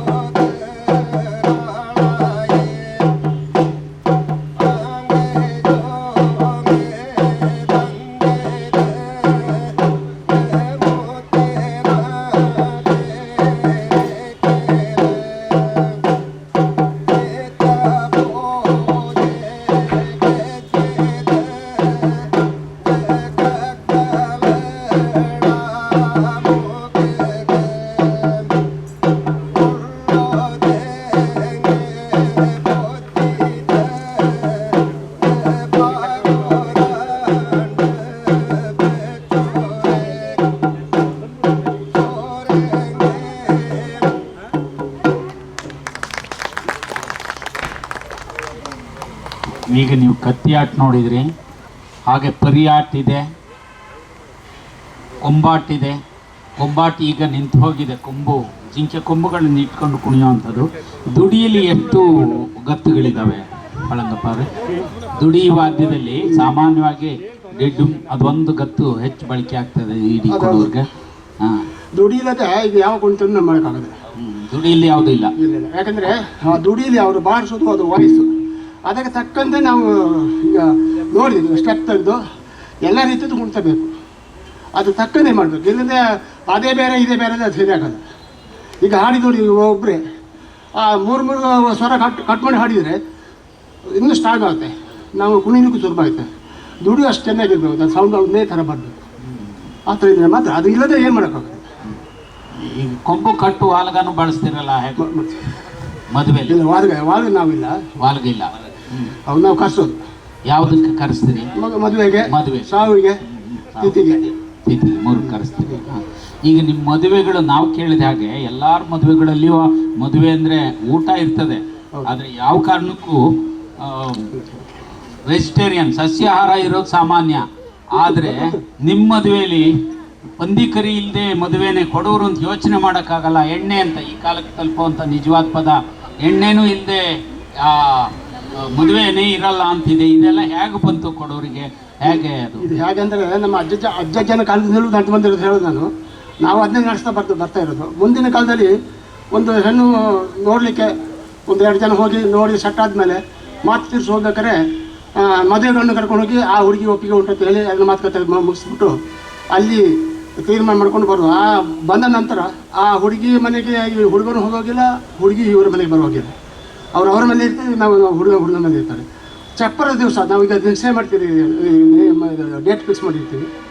ಆ ದಿವಸದಲ್ಲಿ 2 ಕಡೆಯವರು ಅವ್ರವ್ರ ಮನೆಯಲ್ಲಿ ನಡೆಗೆ ಚಪ್ಪರ ಹಾಕಿಬಿಟ್ಟು ಹಸಿರು ತೋರಣ ಚಪ್ಪರ ಹಾಕಿ ಆವತ್ತು ಊರು ಕೂಡ ಅದು ಪದ್ಧತಿ ಇರ್ತದೆ, ಚಪ್ಪರ ಹಾಕಬೇಕು ಅಂತೇಳಿ ಊರಿನಲ್ಲಿ ಕರೆದುಬಿಟ್ಟು ಅಥವಾ ನೆಂಟರನ್ನೆಲ್ಲ ಕರೆದುಬಿಟ್ಟು ಊರು ಕೂಡ ಪದ್ಧತಿ ಅಂದರೆ ಆವತ್ತು ಫಸ್ಟು ಚಪ್ಪರ ಹಾಕ್ಬೇಕಾದ್ರೆ ಅಲ್ಲಿ ಹಂದಿ ಕಡ್ದು ಅದನ್ನ ಸಾರು ಮಾಡಿಕೊಂಡು ಇದು ಚಪ್ಪರ ಹಾಕಿ ಇದೆಲ್ಲ ವ್ಯವಸ್ಥೆ ಮಾಡಿಕೊಂಡು ಸಾಯಂಕಾಲ ಹೊತ್ತಿಗೆ ಹುಡುಗನಿಗೆ ಮಾಲೆ ಹಾಕೋದು, ಹುಡುಗಿಗೆ ಮಾಲೆ ಹಾಕಿ ಪತಾಕ ಅಂತಿದೆ ನಮ್ಮ ಸಿಂಬಲ್ ಹೆಂಗಸರದು, ಅದನ್ನ ಕಟ್ಟಿ ಆವತ್ತು ಊರು ಕೂಡ ಪದ್ಧತಿ. ಅದು ಮಾಡಿದ ನಂತರ ನೀವು ಪಂದಿಗರಿ ಊಟ ಮಾಡೋದು. ಅಲ್ಲಿ ಆವತ್ತು ನಮ್ಮ ಊರು ಕೂಡಿ ಆ ಸಮಾರಂಭ ತೀರಿಸಿ ಮಾರನೇ ದಿವಸ ಮತ್ತು ಮುಹೂರ್ತ ಮಾಡೋದು. ಅವರವರ ಅದೇ ಚಪ್ರದ ನಡೆಯಲ್ಲಿ ಹುಡುಗನ ಕಡೆ ಅವ್ರವ್ರ ಕಡೆ ಮುಹೂರ್ತ ಮಾಡಿ ಕೂರಿಸ್ಕೊಳ್ತಿದ್ರು. ಹುಡುಗಿ ಮನೇಲಿ ಇರ್ತಿದ್ರು. ಹುಡುಗ ಈ ಮನೆಯಿಂದ ಹೋಗುವಾಗ ನಮ್ಮ ಒಂದು ಪೋಳಿ ಅಂತಿದೆ, ಅದು ಹುಡುಗಿ ಕಡೆಗೆ ಆ ಹುಡುಗಿಯ ಕೊಡೋದಕ್ಕೆ ಅದು ಸಂಬಂಧ ತಗೊಂಡು ಕೊಡೋದು. ಅದರಲ್ಲಿ ಅಕ್ಕಿ, ಬಾಳೆಹಣ್ಣು, ತೆಂಗಿನಕಾಯಿ, ಬೆಲ್ಲ, ವೀಳ್ಯದೆಲೆ, ಅಡಿಕೆ ಇದೆಲ್ಲ ತುಂಬಿಸ್ಬಿಟ್ಟು, ಗಿಂಡಿ ಹಾಲು ಇದೆಲ್ಲ ತುಂಬಿಸ್ಬಿಟ್ಟು ಒಂದು ಹೊರೆಯಾಗಿ ತಗೊಂಡು ಹೋಗಿ ಆ ಹುಡುಗಿಯ ಮನೆಗೆ ಹೋಗಿ ಅಲ್ಲಿ ಹೋಗುವಾಗ ನಮ್ಮ ಮದುವೆ ಎದುರು ಒಂದು ವಾಡೆ ಅಂತಿರ್ತದೆ. 5 ಗಂಟೆ ವಾಡೆ ಅಂದರೆ ಬಾಳೆಮಣ್ಣು, ಗುತ್ತಿ ಬಾಳೆಮಣ್ಣು ಒಂದು ಜಾಗ. ಅದು ಎಲ್ಲರಿಗೂ ಒಂದೇ ಜಾಗ. ಅದು ಒಂದು ಕುಟುಂಬದಲ್ಲಿ ಮದುವೆ ಆದರೆ ಒಂದೇ ಜಾಗ. ಅಲ್ಲೇ ಮನೆ ಇರಲಿ ಇಲ್ಲೇ ಮನೆ ಇರಲಿ, ಇಲ್ಲಿಂದ ಬಾಳೆ ಕಟ್ಕೊಂಡು ಹೋಗೋದು. ಅದು ಆಗಿ ಹೋಗಿ ಮತ್ತೆ ಆ ಹುಡುಗಿಯ ಮನೆಯಲ್ಲಿಯೇ ದಂಪತಿ ಮುರ್ತಿತ್ತು ಮುಂದೆ. ಈಗಲೂ ಇದೆ, ಕೆಲವರು ಮಾಡ್ತಾರೆ ಈಗ. ಯಾಕೆಂದರೆ ಈಗೆಲ್ಲ ಆಗಲೇ ಎಲ್ಲ ಹಣವಂತರದು. ಈ ಊರಲ್ಲಿ ಮಾಡಿದರೆ ಅಲ್ಲಿ ಈ ಸೌಕರ್ಯಗಳು ಕಮ್ಮಿ. ಯಾಕೆ ಅಲ್ಲಿ ಅಡುಗೆ ಮಾಡಲಿಕ್ಕೆ ಪಾತ್ರೆ ಬೇಕು, ಕೂಡಲಿಕ್ಕೆ ಬೆಂಚು ಕುರ್ಚಿ ಬೇಕು, ಮನೆ ಚಿಕ್ಕದಿರ್ತದೆ ಅಥವಾ ಜಾಗ ಚಿಕ್ಕದಿರ್ತದೆ. ಅದಕ್ಕಾಗಿ ಈಗ ಒಂದು 500-100 ಜನ ಸೇರಿ ಅಲ್ಲಿ ವ್ಯವಸ್ಥೆ ಕಷ್ಟ ಆಯ್ತು. ಅದಕ್ಕಾಗಿ ಎಲ್ಲ ಸಮಾಜದಲ್ಲಿ ಇಟ್ಕೊಂಡಿದ್ದಾರೆ. ಎಲ್ಲ 2 ಕಡೆ ಹೋಗೋದು. ಇಲ್ಲಿ ಚಪ್ರ ಹಾಕಿರ್ತಾರೆ, ನಡೆಗಳು ಶಾಸ್ತ್ರಕ್ಕೆ ಒಂದು ಚಪ್ರ ಹಾಕಿರ್ತಾರೆ. ಅಲ್ಲಿ ಮೂರ್ತ ಏನಿಲ್ಲ, ಅಲ್ಲಿ ಊರು ಕೂಡ ಪದ್ಧತಿನ ಅಲ್ಲೇ ಮಾಡ್ಕೊಂಡು 2 ದಂಪತಿ ಮುರ್ತಾರೆ ಒಂದೇ ಕಡೆ. ಒಂದು ಸಿಂಗಲ್ ಮುಹೂರ್ತ ಮಾಡ್ತಾರೆ, ನೇಪಕ್ಕೆ ಮಾಡಿಬಿಟ್ಟು ಮದುವೆ ಹೋಗೋದು. ಅಲ್ಲಿ ಮದುವೆ ಆಗಿ ಬಂದರೂ ಸಹ ಈಗ ನಮ್ಮ ಅಭಿಪ್ರಾಯ ನಾವು ಈಗಲೂ ಸಹ ಮಾಡ್ತೀವಿ. ಅಲ್ಲಿ ದಂಪತಿ ಆಯಿತು, ಹುಡುಗಿ ಜೊತೆ ಆಗಿತ್ತು ಬಂದಾಯಿತು, ಮನೆ ಬರ್ತಾರೆ. ಹುಡುಗನ ಮನೆಗೆ ಬಂದಾಗ ಫಸ್ಟು ಹುಡುಗನ ಮನೆಯಲ್ಲ ಅಲ್ಲಿ ಬಂದು ಹತ್ತಿ ಆದಮೇಲೆ ಆ ಹುಡುಗನ ತಾಯಿ ಹಾಲನ್ನು ಅಂತ ಮಾಡ್ತೀವಿ ನಾವು, ಪಾಯಸ ಅಂತೇಳಿ. ಅದನ್ನ ಒಂದು ಪ್ಲೇಟಲ್ಲಿ ತಂದುಬಿಟ್ಟು ಅವಳು ಹುಡುಗಿ ಕೋಮಲ್ಲಿ ಕೂತಿರ್ತಾಳೆ. ಅವಳಿಗೆ ಒಂದು ಚೆಂಬು ನೀರು ಕೊಟ್ಬಿಟ್ಟು ಆ ಬೆಳ್ಳಿ ಈ ತಟ್ಟೆಯಲ್ಲಿ ಅನ್ನನ ಕೊಟ್ಬಿಟ್ಟು ನಮ್ಮ ಅವ್ವ ಹೆಸರು ಅಂತೇಳಿ, ಈಗ ಪೊನ್ನಮ್ಮ, ಸೀತಮ್ಮ, ಪೂವಮ್ಮ ಅಂತ ಹೆಸರು ಇರ್ತದೆ. ಇದು ಅವ್ವ ಹೆಸರು ಬರಬೇಕು. ಪೊನ್ನವ್ವ, ಸೀತವ್ವ ಆ ಥರ ಅವ್ವ ಹೆಸರು ಬರಬೇಕು. ಅದನ್ನ ಆ ಅತ್ತೆ ಸೊಸೆಗೆ ಅನ್ನ ಹಾಕ್ಬಿಟ್ಟು ಅವಳ ಹೆಸರು ಹಾಕಿ, ಈಗ ಪೊನ್ನವ ಅಂತೇಳಿ ಇಟ್ಟೋಳಿ, ಪೊನ್ನವ ನಾನು ಪಾಲ್ಗೊಟ್ಟಿ ಕೂಳುಟ್ಟಿ ಅಂದರೆ ಅನ್ನ ಹಾಕಿದ್ದೀನಿ, ಊಟ ಮಾಡೋದು 3 ಸಾರಿ ಹೇಳ್ತಾರೆ. ಆ ಹೆಸರನ್ನ. ಅದೇ ಹೆಸರನ್ನ ನಾವು ಬಾಳಪಾಟಲ್ಲಿ ಹಾಡ್ತೀವಿ ನಾವು. ಅವಳು ಇಲ್ಲಿ ಬಂದಿದ್ದಾಳೆ, ಇನ್ನು ಮುಂದಕ್ಕೆ ಈ ಮನೆಯಲ್ಲಿ ಬಾಳಿ ಬದುಕಲಿಕ್ಕೆ ಎಲ್ಲ ಗುರುಕಾರಣದ ಹಿರಿಯರ ಆಶ್ರಯದಲ್ಲಿ ಬಾಳಿ ಬದುಕಲಿಕ್ಕೆ ಅದು ಹಾಡ್ತೀವಿ. ಅದಾದ ನಂತರ ಈಗ ದನದ ಕೊಟ್ಟಿಗೆಯಿಂದ ಹಟ್ಟಿಯಿಂದ ಒಂದು ಕುಟಿ ಸಗಣಿ, ಇನ್ನು ಅದು ಗಂಗೆ ಪೂಜೆಗೆ ಇರುವ ಸಾಮಾನು ಚೆಂಬು ತಗೊಂಡು ಆ ಸಗಣಿನ ಅವಳ ತಂಗಿ ಹೊಚ್ಕೊಂಡು ಹೋಗಿ ನಮ್ಮ ನೂರಾರು ಬಟ್ಟಿ ಭೂಮಿಯಲ್ಲಿ ಯಾವ ದೊಡ್ಡ ಗದ್ದೆ ಉಂಟು ಆ ಗದ್ದೆ ಮಧ್ಯಕ್ಕೆ ಹಾಕಿಬಿಟ್ಟು ಸಗಣಿನ ಬರುವಾಗ ಅಲ್ಲಿ ತೋಡಿ ಇರ್ತದೆ ಅಥವಾ ಕೊಲ್ಲಿ ಇರ್ತದೋ ಅಥವಾ ಒಂದು ಬಾವಿ ಇರ್ತದೆ ನೀರು, ಆ ನೀರಲ್ಲಿ ಬಂದು ಗಂಗೆ ಪೂಜೆ ಮಾಡಿ ಅದೇ ಗಂಗೆ ಪೂಜೆ ತಂದು ನೀರು ಆವಾಗ ಈ ಕುಣಿಯೋದು. ಈಗ ಬಿಡಿ ಸಮಾಜದಲ್ಲಿ ನೋಡಿದ್ದೀರಿ ನೀವು, ಒಂದು 3 ಗಂಟೆ 4 ಗಂಟೆ 5 ಗಂಟೆಗೆ ಕುಣಿತಾರೆ. ಅದು ಪದ್ಧತಿ ಅಲ್ಲ. ನಾವು ಎಷ್ಟು ವಿರೋಧ ಮಾಡಿದ್ರು ನಮ್ಮಲ್ಲಿ ತಿರುಗಿ ಬಿಡ್ತಾರೆ. ಆ ಕುಣಿಯೋದು ಅಷ್ಟೇ. ಆ ಪದ್ಧತಿನ ನಾವು ಅಲ್ಲಿ ಮಾಡಿ ಆ ನೀರು ತರ್ತಾರೆ. ಆ ಹುಡುಗಿ ಆ ಚೆಂಬಲ್ಲಿ ನೀರು ತಂದು ನೀರನ್ನು ಆ ಮೆಟ್ಲು ಹತ್ತುವಾಗ ಪುನಃ ಆ ಮನೆಯ ಮೆಟ್ಲು ಹತ್ತುವಾಗ ಆ ಕೈ ಹಿಡಿದ ಗಂಡನಲ್ಲಿ ಬರ್ತಾರೆ. ಇದೇ ಪೀಚಗತ್ತಿ ಅವ್ರ ಚೆಂಬಲ್ಲಿ ಇರ್ತದೆ. ಅದನ್ನು ತೆಗೆದು ಅಲ್ಲಿ ಮೇಲೆ ಸೂರಲ್ಲಿ ಮಡಗಿಬಿಟ್ಟು ಆವತ್ತಿಗೆ ಹುಡುಗಿ ಆ ಗಂಡನ ಪಾದ ತೊಳೆದುಬಿಟ್ಟು ಇನ್ನು ಒಳಗೆ ಬರ್ತಾರೆ. ಆ ಥರ ಪದ್ಧತಿ ಉಂಟು. ಈಗೆಲ್ಲ ಮಾಡ್ತಾರೆ, ಕೆಲವು ಇಲ್ಲ ಅಂತಿಲ್ಲ, ಭಾರಿ ನಿಂತೋಗ್ಬಿಟ್ಟಿದೆ ಅದು. ಯಾಕೆಂದರೆ ಅದು ಮುಂದಿನ ಒಂದು ಶಾಪ. ಮುಂದೆ ಒಂದು ಬ್ರಾಹ್ಮಣನ ಅದು ಕಥೆ ಹೇಳಬಾರ್ದು. ಅದು ಶಾಪ ನಿವಾರಣೆ ಅಂದರೆ ಒಂದು ತೊಂದರೆ ನಿವಾರಣೆ ಮಾಡಲಿಕ್ಕೆ ಅದೊಂದು ಏನೋ ಒಂದು ಕಾರ್ಯಕ್ರಮದಲ್ಲಿ ಒಂದು ತೊಂದರೆ ಬರೋದಿರ್ತದೆ, ಮುಟ್ಟು ಬರೋದಿರ್ತದೆ. ಅದು ನಿವಾರಣೆ ಆಗಲಿ ಅಂತೇಳಿ ಆ ಬಾಳೆಹಣ್ಣು ಕಡಿದು ಅದನ್ನು ದಾಟಿ ಬರೋದು 2 ಕಡೆ ಅಷ್ಟೇ, ಇನ್ನೇನಿಲ್ಲ. ಅದು ಕಥೆನೇ, ಅದು ಹೇಳಬೇಕಾಗಿಲ್ಲ, ಪದ್ಧತಿ.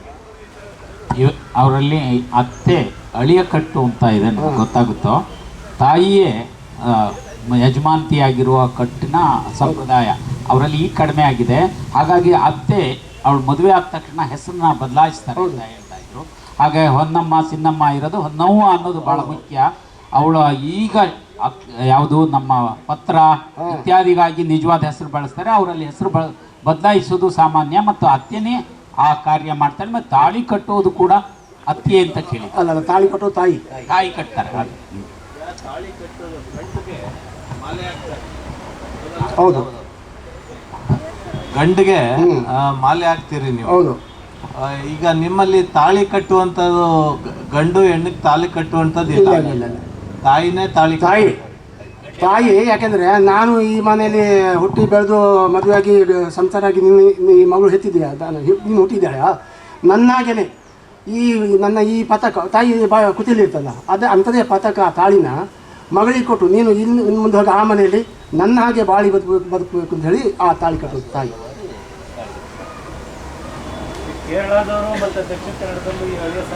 ಅದಿದೆ, ಹೌದು.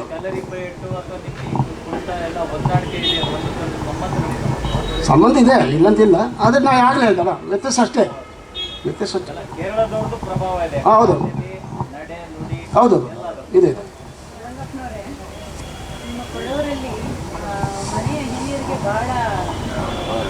ಗೌರವವನ್ನ ಕೊಡ್ತಾರೆ. ನಾವು ನೋಡ್ತೀವಿ, ಕೊಡೋರು ಬಂದ ತಕ್ಷಣ ಕಾಲು ಮುಟ್ಟಿ ನಮಸ್ಕಾರ ಮಾಡ್ಕೊಳ್ತಾರೆ. ಮತ್ತೆ ಇನ್ನೂ ಒಂದೇ ಐನ್ಮನೆ ಅಂದ್ರೆ ನಿಮ್ಮ ಹಿರಿಯರ ಮನೆಗೆ ಬಹಳ ಬೆಲೆ ಕೊಡ್ತೀರಿ. ಈಗಲೂ ಅದೇ ರೀತಿ ನಡೀತಾ ಇದೆಯಾ? ಮತ್ತೆ ನೀವು ಪ್ರತಿಯೊಂದು ಕುಟುಂಬಕ್ಕೂ ಒಂದೊಂದು ಹೊಸ ಒಂದು ಹೆಸರು ಇರುತ್ತಲ್ಲ. ಹೌದು, ನೋಡಿ, ಈಗ ಒಂದು ನಾಡಿನ ನಮ್ಮಲ್ಲಿ ನಾವು ಕಾಳಚಂಡ ಅಂತದ್ದು, ಕಾಳಚಂಡ ಒಂದು, ಶಾಂತಯ್ಯಂಡ ಒಂದು, ನಂದಿರ ಒಂದು. ಅದೇನು ದೇವರ ಹೆಸರ? ಅಲ್ಲಲ್ಲ, ಅದು ಮುಂದಿನ ಕಾಲದಲ್ಲಿ ಒಂದೊಂದು. ಈಗ ಹೆಸರು ಹಾಕೋಕಂದ್ರೆ ಒಬ್ಬೊಬ್ಬರು ಕರೆಯುವ ಒಂದು ಹೆಸರಲ್ಲಿ ಕಟ್ಟಿದ್ದು ಅಂತ ಕೇಳ್ತಾರೆ. ಕೆಲವರು ಅದರಲ್ಲಿ ಕಾರಣ ಇದೆ. ಈಗ ನಮಗೆ ಕಾಳಚಂಡ ಅಂತ ಬಂದಿದೆ ಅಂತ ಹೇಳಿದ್ರೆ, ನಮ್ಮಲ್ಲಿ ಒಂದು ಅಯ್ಯಪ್ಪ ಟೆಂಪಲ್ ಇದೆ. ಅದು ಹಿಂದಿನ ಕಾಲದಲ್ಲಿ ಆ ದೇವರು ಮಲಯಾಳದಿಂದ ಬರುವಾಗ ಅದು ನೆಲೆ ಹುಡ್ಕೊಂಡು ಬಂದು ನಮ್ಮ ಮನೆ ಹಿಂದ್ಗಡೆ ಒಂದು ದೊಡ್ಡ ಬೆಟ್ಟ ಇದೆ, ಅಲ್ಲಿ ರಾತ್ರಿ ಕೂಗಾಗ್ತಂತೆ. ಆಗ ಆ ಕೂಗನ್ನು ಕೇಳಿಬಿಟ್ಟು ಇಲ್ಲಿ ನಮ್ಮ ಕಾಳಚಂಡ ಮನೆಯವನು, ಆಗ ಮನೆ ಹೆಸರು ಇತ್ತಿಲ್ಲ, ಅಲ್ಲಿ ಪಕ್ಕದಲ್ಲಿ ಇದ್ದವನು ಆ ಕೂಗು ಕೇಳಿ ಹೋಗಿ ಈ ಕರೆಯನ್ನು ಕೇಳಿಬಿಟ್ಟು ಹೋಗಿ ಕರ್ಕೊಂಡು ಬಂದಿದ್ದಕ್ಕೆ ಅವನು ಆ ದೇವರು ಬಂದು ನಮ್ಮ ಮನೆ ಪಕ್ಕದಲ್ಲಿ ದೇವಸ್ಥಾನ ಇದೆ, ಅಲ್ಲಿ ಟೆಂಪಲ್ ವರ್ಷ ನಡೀತಿದ್ದೆ, ಹಬ್ಬ ನಡೀತಿದೆ. ಆವಾಗ ಈ ಕರ್ಕೊಂಡು ಬಂದಕ್ಕೆ ಹೋಗಿ ಕರೆದು ಕೇಳಿ ಕರ್ಕೊಂಡು ಬಂದ ಇವನೇ ಕಾಕಿ ಬಂದವರು ಕಾಳಚಂಡ ಅಂತ ಒಂದು ಅರ್ಥದಲ್ಲಿ ಹೇಳಿರೋದು. ಅದು ಬರ್ತಾ ಕಾಳಚಂಡ ಅಂತ ಹೇಳಿದ್ರು ಕಾಳಚಂಡ ಹೀಗೆ ಆ ಥರ ಮನೆ ಹೆಸರು ಬಂದು ಇನ್ನು ಯಾವ ಅಷ್ಟನ್ನು ಲೆಕ್ಕದಲ್ಲಿ ಬರೋದಲ್ಲ, ಪ್ರತಿಯೊಂದಕ್ಕೆ ಆಗಿದೆ. ಈಗ ಉಳ್ಳ್ಯಾಡ ಅಂತಿದೆ ನೋಡಿ, ನೀವು ಸುಡೋದಲ್ಲ. ಈಗ ಒಂದು ಸಂದರ್ಭದಲ್ಲಿ ನೀವೆಲ್ಲ ಕೂತಿರ್ತೀವಿ, ನೀನು ಉಳ್ಳಿಯರಾ? ಈಗ ನಾವು ನೀನು ಇದೆಯಾ ಅಂತ ನೀವು ಇದ್ದೀರಲ್ಲ, ನಂಗೆ ಕೊಡೋ ಭಾಷೆ, ನಮ್ಮ ಕೊಡೋ ಭಾಷೆ ಅಂದರೆ ನೀನು ಉಳ್ಳ್ಯಾಡ ಅಂತ ಓಹೋ ಅದು ಉಳ್ಳಿಯಾಡ ಅಂತ ಆಯಿತು ಅಂತ. ಉಳ್ಳಿಯಾಡ ಅಂದರೆ ಮೀನು ಉಳ್ಳಿಯಾರ, ರಾ ಅಂದರೆ ಏಕವಚನ, ಡಾ ಅಂದರೆ ಬಹುವಚನ, ಅದಕ್ಕಾಗಿ ಆ ಥರ ಎಲ್ಲ ಹೆಸರು ಹೋಗೋದು. ಅಂದ್ರೆ ದೇವರು ಕೇರಳದಿಂದ ಬಂತು ಅಂತ ಹೇಳ್ತಾರಲ್ಲ, ನಿಮ್ಗೆಲ್ಲ ಮೂಲ ಅಲ್ಲಿ ಕೇರಳ ಅಂದರೆ ಅದು ನಮ್ಮ ಈ ಕಾವೇರಿ ಕಥೆ ನಿಮಗೆ ಗೊತ್ತಿದೆ, ಪುರಾಣ ಓದಿದ್ದೀರಿ, ಆ ಕಥೆಯಲ್ಲಿ ಇದೆ ಅದು ಎಲ್ಲಿ ಹುಟ್ಟಿದೆ ಎಲ್ಲಿ ಆಗಿದೆ ಅಂತ ಬ್ರಹ್ಮಗಿರಿಯಲ್ಲಿ ನಮ್ಮ ಕಾವೇರಿಯಲ್ಲಿ. ಈ ಬಾಕಿ ದೇವಸ್ಥಾನಗಳು ಇಗ್ಗುತಪ್ಪ ಟೆಂಪಲ್ ಇದೆ, ಅದು ಕೇರಳದಿಂದಲೇ ಬಂದವರು, ಕೇರಳದಲ್ಲಿ ಹುಟ್ಟಿ ಬೆಳೆದವರು. ಅಲ್ಲಿಂದ ಅಲ್ಲಿ ಸುತ್ತಿ ಅಲ್ಲಿ ಅವರ ವಾತಾವರಣ ಚೆನ್ನಾಗಿಲ್ಲದೆ, ಅಲ್ಲಿ ಸುತ್ತಿ ನೆಲೆ ನಿಲ್ಲಲಿಕ್ಕೆ ಜಾಗ ಸರಿ ಇಲ್ಲದೆ ಹಾಗೆ ಸುತ್ತಿ ಬಂದು ನಮ್ಮ ಕೊಡಗುದು ಗಾಡಿ ದಾಟಿ ಬಂದು ನಮ್ಮ ಕೊಡಗಿನೆಲ್ಲ ಅಲ್ಲಿ ಸುತ್ತ ನೋಡಿ ಎಲ್ಲೆಲ್ಲಿ ಜಾಗ ನೆಲೆ ಬೇಕು ಅಂತ ಕೇಳಿ ಅಲ್ಲಿಂದ ತೀರೋದು. ಅವರೆಲ್ಲ ಕೇರಳದಿಂದ ಬಂದವರು. ಮುತ್ತಪ್ಪ ಇರ್ಬೋದು, ಇಗ್ಗುತಪ್ಪ ಇರ್ಬೋದು, ಈಗ ಪನ್ನಗಲ್ ತಮ್ಮ ಇರ್ಬೋದು, ಈಗ ನಮ್ಮ ಅಯ್ಯಪ್ಪನ ಇರ್ಬೋದು, ಅದೆಲ್ಲ ಹೊರಗಡೆಯಿಂದ ಮಲಯಾಳದಿಂದ ಹುಟ್ಟಿ ಬಂದವರು. ಕಲೆಗಳು, ಕೇರಳದ ಕಲೆಗಳಿಗೂ ನೀವು ಮಾಡೋ ಕಲೆಗಳಿಗೂ ಎಷ್ಟು ಸಾಮೀಪ್ಯ ಇದೆ ಇಲ್ಲಂತಲ್ಲ. ಅದು ಅಂದರೆ ಅದು ಆವಾಗ ದೇವರು ಬರುವಾಗ ಈಗ ಇಗ್ಗುತಪ್ಪನ ಸ್ಟೋರಿಲಿ ಇದೆ. ಇಗ್ಗುತಪ್ಪ ಅಲ್ಲಿಂದ ಬರುವಾಗ ಬಂದು ನೆಲೆ ನಿಂತು ಪುನಃ ವಾಪಸ್ ಹೋಗಿ ಇಲ್ಲಿ ನಮ್ಮ ಆವಾಗಲೂ ಆ ದೇವ್ರು ಬರೋ ಮೊದಲೇ ನಮ್ಮ ಕೊಡೋರು ಇದ್ದಾರೆ. ದೇವ್ರು ಬರೋ ಮೊದಲೇ ಇಗ್ಗುತಪ್ಪ ಕಾವೇರಿ ಬರೋ ಮೊದಲೇ ಕೊಡೋರು ಇದ್ದಾರೆ ಅಲ್ಲಿ. ಆ ಕೊಡೋರಿಗೆ ಇಂಥದ್ರಲ್ಲಿ ಕೊಟ್ಟಿರೋದು ಒಂದು ಇಂಥನೇ ಆಚರಣೆ ಮಾಡ್ಬೋದು. ಈಗ ಒಂದು ಬೆಳೆ ಕೊಯ್ದು ಹುತ್ತರಿ ಮಾಡಲಿಕ್ಕೆ ಇರ್ತಿಲ್ಲ, ಸಂಪ್ರದಾಯ ಇರ್ತಿಲ್ಲ. ಅದಕ್ಕೆ ಆ ಇಗ್ಗುತಪ್ಪ ಹೋಗಿ ಅಲ್ಲಿ ಕೇಳಿ ಅವರ ಮೊಬ್ಬು ಓಣಂ ಮುಂದಿಲ್ಲ, ಓಣಂ ಹಬ್ಬ ಆಯ್ತಲ್ಲ, ಅಲ್ಲಿ ಇದೇ ಥರ ಹಬ್ಬ ಮಾಡ್ತಾರೆ ನಮ್ಮ ಹುತ್ತರಿ ಕೋಲಾಟ ಹತ್ರ. ಅದು ಕೋಲಾಟ ಅಲ್ಲ, ಅಲ್ಲಿ ಪೂಜೆ ಪುಸ್ಕರ ಅವ್ರ ನೀತಿ ಅದೇನು ಬೇರೆ ನಮ್ಮ ಕೊಡೋ ಸಂಪ್ರದಾಯ ಸಂಬಂಧಪಟ್ಟದೆ. ಅದನ್ನ ತಂದು ಪುನಃ ಇಗ್ಗುತಪ್ಪ ಇಲ್ಲಿ ತೋರಿಸ್ಕೊಟ್ಟು ಇಗ್ಗುತಪ್ಪ ನಾಡಲ್ಲಿ ಈ ಕೋಲಾಟ, ಹುತ್ತರಿ ಕೋಲಾಟ, ಕಾದಿರಿ ತೆಗೆಯೋದು ಇದೆಲ್ಲ ಅದು ಬಂದಿರೋದು. ಅದಕ್ಕೆ ಅದಕ್ಕೊಂದು ಸಂಬಂಧ ಇದೆ. ಅಂದ್ರೆ ಕೇರಳದ ಮುಂದೆ ಕೊಡಗಿನ ಉದ್ಧಾರ ಮಾಡಿದಾರಲ್ಲ ಇಗ್ಗುತಪ್ಪ ಟೆಂಪಲು, ಹಾಗೆ. ವಯನಾಡು ಅಂತ ಒಂದು ಮುಖ್ಯವಾದ ಪ್ರದೇಶ. ಹೌದು. ವಯನಾಡುಗೂ ಕೇರಳಕ್ಕೂ ಕನ್ನಡದ ಭಾಗಕ್ಕೂ ಕುರುಂಬಕ್ಕೂ ಈ ಥರದ್ದು ಒಂದು ಮಗ್ಗುಲು ಪ್ರದೇಶ ಭಾಳ ಹಳೆಯದು. ಹೌದು. 5,000 ವರ್ಷದಿಂದ ರಾಕ್ ಪೇಂಟಿಂಗ್ ಕೂಡ ಸಿಗ್ತಾ ಇರೋದ್ರಿಂದ ಭಾಳ ಮುಖ್ಯವಾದ ಪ್ರದೇಶ. ಹೌದು, ಎರಡು ಬಾರ್ಡ್ರಲ್ಲಿ ಎರಡು ಎಕ್ಸ್ಚೇಂಜ್, ಇಲ್ಲಿಂದ ಅಲ್ಲಿಗೆ ಹೋಗುತ್ತೆ, ಅಲ್ಲಿಂದ ಇಲ್ಲಿಗೆ ಬರುತ್ತೆ. ಯಾವುದು ಮುಖ್ಯ ಅನ್ಸುತ್ತೋ ಅಲ್ಲಿಗೆ ಚಲನೆ ಆಗುತ್ತೆ. ಈ ಎಲ್ಲೆಗಳು ನಮಗಷ್ಟೇ, ಅವ್ರಿಗೇನು ಮುಖ್ಯವಾಗಿದೆ. ಕೇರಳದಲ್ಲಿ ಸುಲ್ತಾನ್ ಬತ್ತೇರಿ ನಿಮ್ಗೆ ಗೊತ್ತಿರ್ಬೋದು, ನೋಡಿರ್ಬೋದು, ಕೇಳಿರ್ಬೋದು. ನಾವು ಸಹ ಅಲ್ಲಿ ಪ್ರೋಗ್ರಾಮ್ ಕೊಟ್ಟಿದ್ವಿ, ಸುಲ್ತಾನ್ ಬತ್ತೇರಿ. ಅಲ್ಲಿ ರಾಜರಾಣಿ ಇದ್ದ ಕಾಲದಲ್ಲಿ ಆ ಇವುಗಳು ಇದೆ ಅದು ಜಾಗ, ಅಲ್ಲಿ ಸಹ ನಾವು ಪ್ರೋಗ್ರಾಮ್ ಕೊಟ್ಟಿದ್ವಿ. ಆವಾಗಲೂ ಹಾಗೆ ಅಲ್ಲಿ ಬಂದದ್ದು, ಅದರ ಪರಂಪರೆ ನಮ್ಮ ಕೊಡಗಿಗೆ ಬಂದಿರೋದು. ಈಗ ನಾವು ಕೊಡಗು ಹೋದ್ರೆ ನಮ್ಮ ಭಾರಿ ಖುಷಿ ಪಡ್ತಾರೆ. ನಮ್ಮ ಕಷ್ಟದ್ದು ಅಲ್ಲಿ ನಮ್ಮ ಕಾಲೇನ ತೋರಿಸೋದು ಪ್ರೋತ್ಸಾಹ ಭಾರಿ ಖುಷಿ ಪಡ್ತಾರೆ ಅವರು. ಹಾಂ, ಕೇರಳದಿಂದ ಆಚಾರ್ಯರು ಬಂದಿದ್ರು. ಹೌದೌದು. ಆ ಕೇರಳ ಸಂಪ್ರದಾಯ ಮತ್ತು ಆ ಒಂದು ಇದು ಆಚಾರ ವಿಚಾರ ಎಲ್ಲ ಅವರು ಅನುಸರಿಸಿ ಪೂಜೆ ಮಾಡಿದರು. ಈಗ ನಮ್ಮ ಕೊಡಗಿನಲ್ಲಿ ಎಷ್ಟೇ ದೇವಸ್ಥಾನಗಳಿದ್ದರೂ ಆ ಕೇರಳದವರು ಈಗ ದೇವರು ಹೇಗೆ ಬಂತು ಹಾಗೆಯೇ ಅವರು ಈ ಮಂಗಳ ಪ್ರಶ್ನೆ ಇಡೋರು ಇದ್ದಾರೆ ಜ್ಯೋತಿಷ್ಗಳು. ಅದು ನಮ್ಮ ಕೊಡಗಲ್ಲಿ ಯಾರಿಲ್ಲ. ನಮ್ಮ ದೇವಸ್ಥಾನಕ್ಕೆ ಏನಾದರೂ ಒಂದು ಅಷ್ಟಬಂಧ ಪ್ರಶ್ನೆ ಇಡಬೇಕು, ಅಷ್ಟಮಂಗಳ ಪ್ರಶ್ನೆ ಇಡಬೇಕು, ಅದು ಏನು ಲೋಪದೋಷ ಕಂಡು ಹಿಡಿಬೇಕಂದ್ರೆ ಅವರೇ ಬೇಕು. ಅವ್ರನ್ನೇ ಕರೆಸಿ ನಡೆಯಲ್ಲಿ ಕೂರಿಸಿ ಅವ್ರನ್ನ ಪ್ರಶ್ನೆ ಇಟ್ಟರೆ ಅವ್ರು ಎಲ್ಲ ಹಿಂದಿನ ಕಾಲ ಏನೆಲ್ಲ ಆಗಿರ್ತದೆ ಅದನ್ನೇ ಹೇಳ್ತಾರೆ. ಅಥವಾ ಇಲ್ಲಿ ನಮಗೆ ಗೊತ್ತಿಲ್ಲದ ದಿವಸನೇ ನಾವು ತೋರಿಸ್ಕೊಡ್ತಾರೆ ಇಂಥಲ್ಲಿ ಇದೆ ಅಂತ. ನಮ್ಮ ಉದಾಹರಣೆ ಹೇಳ್ತೀನಿ, ನಮ್ಮ ಕೋಟೆಬೆಟ್ಟೇಶ್ವರದಲ್ಲಿ ಟೆಂಪಲ್ ಮೇಲೆ ಬೆಟ್ಟದ ಮೇಲೆ ಇದೆ. ಅದು ಪಾಂಡವರು ಗೋಪುರ ಪಾಂಡವರು ಕಟ್ಟಿದ ದೇವಸ್ಥಾನ. ಅಲ್ಲಿ ನಮಗೆ ಗೊತ್ತಿರೋದು 2 ಕೆರೆ ಇತ್ತು, ದಿವಸ ಕಾಣೋದು ಅಲ್ಲೇ ನೀರು, ಅದು ಸದಾ ನೀರು, 2 ಕೆರೆ ಇತ್ತು. ಬಾಕಿ ಕೆರೆಗಳು ಗೊತ್ತಿತ್ತಿಲ್ಲ. ಇನ್ನೂ 3 ಕೆರೆಗಳು ಕೆಳಗೆ ಕಾಡು ಮಧ್ಯದಲ್ಲಿತ್ತು. ನಾವು ಯಾರು ನೋಡಿಲ್ಲ, ಯಾರು ಗೊತ್ತಿಲ್ಲ ಅದು ಕೆರೆ ಅಂತ ಗೊತ್ತಿಲ್ಲ. ಈ ಪ್ರಶ್ನೆ ಇಟ್ಟವನು ಹೇಳ್ದ ಅಲ್ಲಿ ದೇವಸ್ಥಾನ ಕೂತ್ಕೊಂಡು, ಈಗ ಹೋಗಿ ನೋಡಿ ಇಲ್ಲೇ ಇದೆ ಇವರು 3 ಕೆರೆಗಳಿದೆ, 5 ದೇವಸ್ಥಾನ, 5 ಪಾಂಡವರಿಗೆ 5 ಕೆರೆಗಳಿದೆ. ಇಲ್ಲಿರೋದು 2. ಹೋಗಿ ನೋಡಬೇಕು ಇದೆ, ನಾವು ಕಣ್ಣಲ್ಲಿ ನೋಡಿರೋದು. ಆಗ ಅದೆಲ್ಲ ಕಂಡು ಹಿಡಿದು ಹೇಳ್ತಾರಲ್ಲ, ಅದು ನಂಬಿಕೆ. ಆ ಥರ ಅದರಲ್ಲಿ ಅದು ಏನೋ ದೋಷ ಇದ್ದರೆ ಆ ತಂತ್ರಿಗಳೇ ಕಂಡು ಹಿಡಿದು ಹೇಳ್ತಾರೆ, ಇದಕ್ಕೆ ಈ ಥರ ಪೂಜೆ ಮಾಡಬೇಕು, ನೀವು ಈ ಥರ ನಡ್ಕೊಳ್ಬೇಕು, ನಿಮ್ಮಲ್ಲಿ ಮಾಡೋ ಆಚಾರ ವಿಚಾರ ತಪ್ಪು ಇದೆ, ಅದನ್ನ ಈ ಥರ ನಡ್ಸ್ಕೋಬೇಕು ಅಂತ ಅದೆಲ್ಲ ಅವರು ಪ್ರಶ್ನೆಯಲ್ಲಿ ಹೇಳ್ತಾರೆ.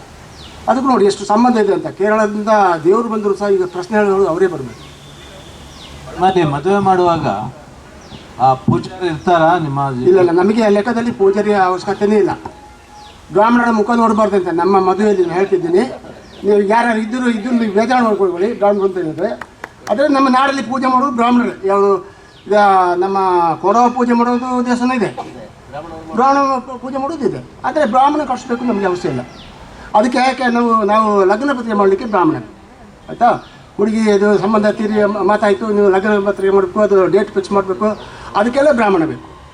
ಮದುವೆಗೆ ಅವರು ನಾವು ಕೂತಿರ್ತೀವಿ ಮುಹೂರ್ತಕ್ಕೆ ಅಂತ, ಆವಾಗ ಅವರು ಮುಖ ನೋಡಬಾರ್ದು. ಅದಕ್ಕೆ ಹೇಳೋದು ನಮ್ಮ ಅಜ್ಜನ ಕಾಲದ ಹೇಳೋದು ಮಾತು. ಅದಕ್ಕಾಗಿ ನಾವು ಅವ್ರನ್ನ ಕರ್ಸೋದಿಲ್ಲ. ಹೌದು, ಹಾಂ, ಮಾಡ್ತಾರೆ. ನಾವು ಹಿಂದೂ ಅಂದರೆ ನಮಗೆ ಕುಲದೇವತೆ ಕಾವೇರಿ ಅಂತ ಹೇಳೋದಷ್ಟೇ ಅಲ್ವಾ. ಕಾವೇರಿ ಎಲ್ಲರಿಗೂ, ಅದು ಕೊಡಗಿಗೇನೆ ಕಾವೇರಿ ಇದೆ. ಯಾಕಂದರೆ ಅದು ಈಗ ಕತೆ ಗೊತ್ತಿರ್ಬೋದು, ನಿಮ್ಮ ಕೊಡೋರಿಗೆ ಈ ಹೆಂಗಸರಿ ಸೀರೆ ಹೇಗೆ ಬಂತು ಅಂತ ಅಲ್ವಾ. ಅದಕ್ಕಾಗಿ ಆ ಕಾವೇರಿ ತೀರ್ಥ ತಂದುಬಿಟ್ಟು ನಾವು ಕಣಿ ಪೂಜೆ ಅಂತ ಮಾಡ್ತೀವಿ. ತೀರ್ಥ ತಂದು ಇಟ್ಕೊಂಡು ಮನೇಲಿ ದೀಪದಲ್ಲಿ ಇಟ್ಕೊಂಡು ಆ ತೀರ್ಥ ಚೆಂಬಿಗೆ ಅದ್ರ ಜೊತೆಗೆ ಒಂದು ಸೌತೆಕಾಯಿ, ಉದ್ದ ಸೌತೆಕಾಯಿಗೆ ನಮ್ಮ ಆಭರಣಗಳೆಲ್ಲ ಹಾಕಿ ಸೀರೆ ಹೊಡಿಸಿ ಕಣಿ ಪೂಜೆ ಅಂತ ಮಾಡೋದು. ಅದು ಕಾವೇರಿನ, ಅದು ನಾವು ಕಾವೇರಿ ಮಿಗಾಯಿಗೆ ಕಣಿ ಪೂಜೆ ಅಂತ ಮಾಡೋದು. ಅದಕ್ಕೆ